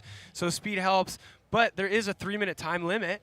So if you have some issues and you're stopping, or you're riding your line too slow and you don't make it to the finish corral in 3 minutes, then you get a did not finish, a DNF. But it's insane how quickly they get from the top of that massive mountain to this finish corral. Like my brother said earlier, it's got to be less than a minute. Yeah. And there's no other way that you could do that than on a mountain bike. Like a horse, no, good luck. Dirt bike, good luck. Maybe a drone, but staying on the ground, it's only a mountain bike. You may be able to do it if it was covered in snow. Let's move on to the next question. All right. So actually, this is for Cam. What's it like watching your brother compete at Rampage while you call the show? And what was it like competing against him at Rampage? Yeah, I mean, I think competing against him at Rampage was easier to deal with because I was more consumed with my own issues and my own speed calculations. And at the end of the day, you care more about your brother crashing than you do your own. You have some control over trying not to crash for yourself. But when you're just kind of helpless and you're watching your brother ride, you just want so badly for him to stomp it at the end of the day. And I think me and Matt Mcgarry can relate on a lot of stuff because he mentioned earlier that it's kind of tough because you want your brother to do the best run possible, but you know to be able to achieve that, you have to take a lot of risk. So part of you wants to say, you know what, just take it easy, just make it down to the bottom. But you want them to accomplish their goals, and nothing feels better than celebrating with your own blood once they've kind of accomplished one of the biggest feats in their life. So being stuck here while he's going is really hard because I want to be helping in some way. But it's nice to be close to the finish corral where our booth is, and I'll be giving him high fives tomorrow. You hold it together, though. Like, when he rides, and I've seen you watch him actually crash before, and you hold it together. Like, but I could see the brotherly love as well. It's an act. I mean, I'm not holding it together, but I lose it when he lands it, that's for sure. It's exciting, but it's way different. Some of my best friends are out there, but it is different when it is your brother, to answer that question. But thanks for the question. All right, so we have one more question, and this is going to be from, I'm going to say Loco Ola from France. This is a long question. There's two parts to this. All right, how much of an advantage is it for the competitors who were there last year to already have their lines sorted versus the newcomers? First part of the question. And is there enough for the newbies to create new lines? And can they use parts of the lines from riders who aren't there? You want to take it? You got to be buddies, and all of these guys kind of are. But, yeah, you can't be an outsider that comes in for your first one on the second year and say, hey, I'm going to hop in on that one and hop in on that one. So I think you need to come into Rampage with a plan and tactful and talk to your boys to get it. But coming in on a site that's already been established, like most of these guys have already done this last year, and to come in like an Ethan Nell or a Reed Boggs, or there's a couple of guys. Yeah, I mean, to come in like those guys are severe underdogs. They haven't ridden this yet, and you know, Kyle Straits ridden his line, and now he's like, let me clean it up, you know? And so, yeah, I mean, those guys already know the rhythm of Rampage, and the newbies will soon find out. Yeah. It's great to see everybody working together this year, too, because with the tightened up format, less riders, to answer the first part of the question, it's a huge advantage to already have the foundation of a line in place. So a lot of the guys are finishing what they had planned last year. They just ran out of time. And then the second part of the question, to have some sort of an alliance in place, like you're saying, have buddies. And you see Ryan Howard, a guy who this is not his first Rampage, but this is his first year at this venue, and he struck up a deal with Pierre, Edward Ferry, because Pierre is riding the top that you were talking about earlier. He's working on that, so he said, Ryan, if you finish up the bottom part of my line, which I'm going to link to, it's his line from last year, then you can have that line. Just let's split the building duties. And so there's a give-take, and there's a lot of working together. And in the past, there's been some button of heads, and it's a lot less this year, and it does come down to striking up alliances. You know, that's what I noticed, though, too, on the mountain, just walking up there, is the camaraderie this year, like you said, with guys kind of sharing and, like, sharing the load and working together to build the lines. In the past, I mean, when it's been so many guys fighting for just a small piece of real estate, like, I don't feel that this year. Well, there was qualifying in the past, too, so you had about twice the amount of riders, and a lot of them wouldn't even be riding finals. So if somebody's building a line that deep down you know isn't gonna make the finals, but that line is kind of butting up against and impeding on another rider's line, there's this animosity, like, that guy's not even gonna make the finals, he's in my way. And I think all the format changes just fix stuff so much, and now it's it's tougher to get in, but you have the right group here. And if a rider out there who wants to get in submits a video next year, it'll be considered. And we love to see new faces out here. Yeah, I was talking to Ethan Nell, speaking of new faces, who's from St. George. And I grew up in Salt Lake City, and so I actually spent a lot of time down here in St. George. And so there's like a little special part of me of like, yeah, he made it in. And so it's nice to see kind of some of the local guys that deserve to be out here. And I saw one of his drops up there. It's kind of like a lily pad drop. It's pretty insane. So anyway. No, he's definitely come into his own. He's got a line that is him. He's got his own style of riding and his own way of picking a line. So it's good to see that he found his place out here. Yeah, cool. That's it for the questions for me. Thanks. Yeah. No, those were good questions. Oh, I've got one more question. I'm going to put you guys on the spot here. Oh boy. Do I start with you, Aaron? Sure. Who's your pick? Oh, I hate this. So, all right. So if I'm putting money, They made me. If I'm putting money down and I'm picking and everything else, I don't know. I always want to judge with my heart and try not to go with the statistics. But Cam Zink's my guy. I'd love to see him get back and blow some more minds. And when he wins huge, and it's undoubtedly going to be the craziest run that you've ever seen if he was going to do that. All right, so you're Cam Zink. I don't like this, people. I don't like this. I want my brother to take it. I know we came out here a month ago and we practiced a lot of stuff that scares him, so I'm going to be rooting for him. I also think that Kurt Sorgi, he did well last year, and I think he's going to add a lot to this line. He's a guy who's won it before. We've got a handful of people who could win it for the third time. Semenuk could be the first person ever to go back-to-back.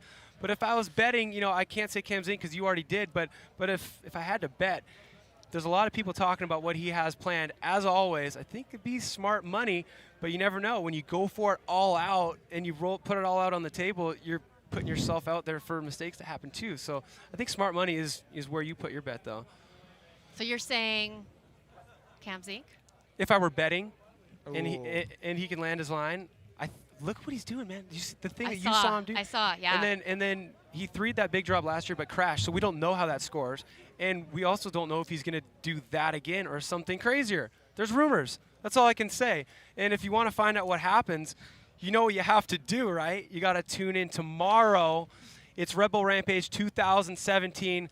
Today, we've kind of built ourselves up into a flurry of excitement, and I just want to find a time traveling machine, a hot tub of some sort, and get there for tomorrow. But I really want to thank everybody for tuning in today, and if you want to tune in tomorrow, Pacific time in the North America, you got 9 o'clock a.m. So Utah, where we are right now, 10 o'clock a.m., that's when we'll be on site kicking things off. For you East Coasters, it's noon, high noon. Santiago, Chile. I know there's a lot of mountain bikers in Chile, 1 o'clock p.m. London, 5 o'clock p.m. And for all of you hanging out in Paris, rooting for Antoine Bizet to get on the podium for a second year straight, tune in at 6 o'clock p.m. Well, I want to thank all of our guests we had out here. It was a who's who of heavy hitters in the mountain bike scene. On behalf of myself, I'm Cam McCall. We got Aaron Chase, and of course our field reporter for tomorrow, Tina Dixon. Thank you guys for being here, giving us your insight. And you out there, don't forget to tune in tomorrow, Red Bull Rampage 2017. I'm going to leave you with some highlights of what we saw today, and tune in tomorrow.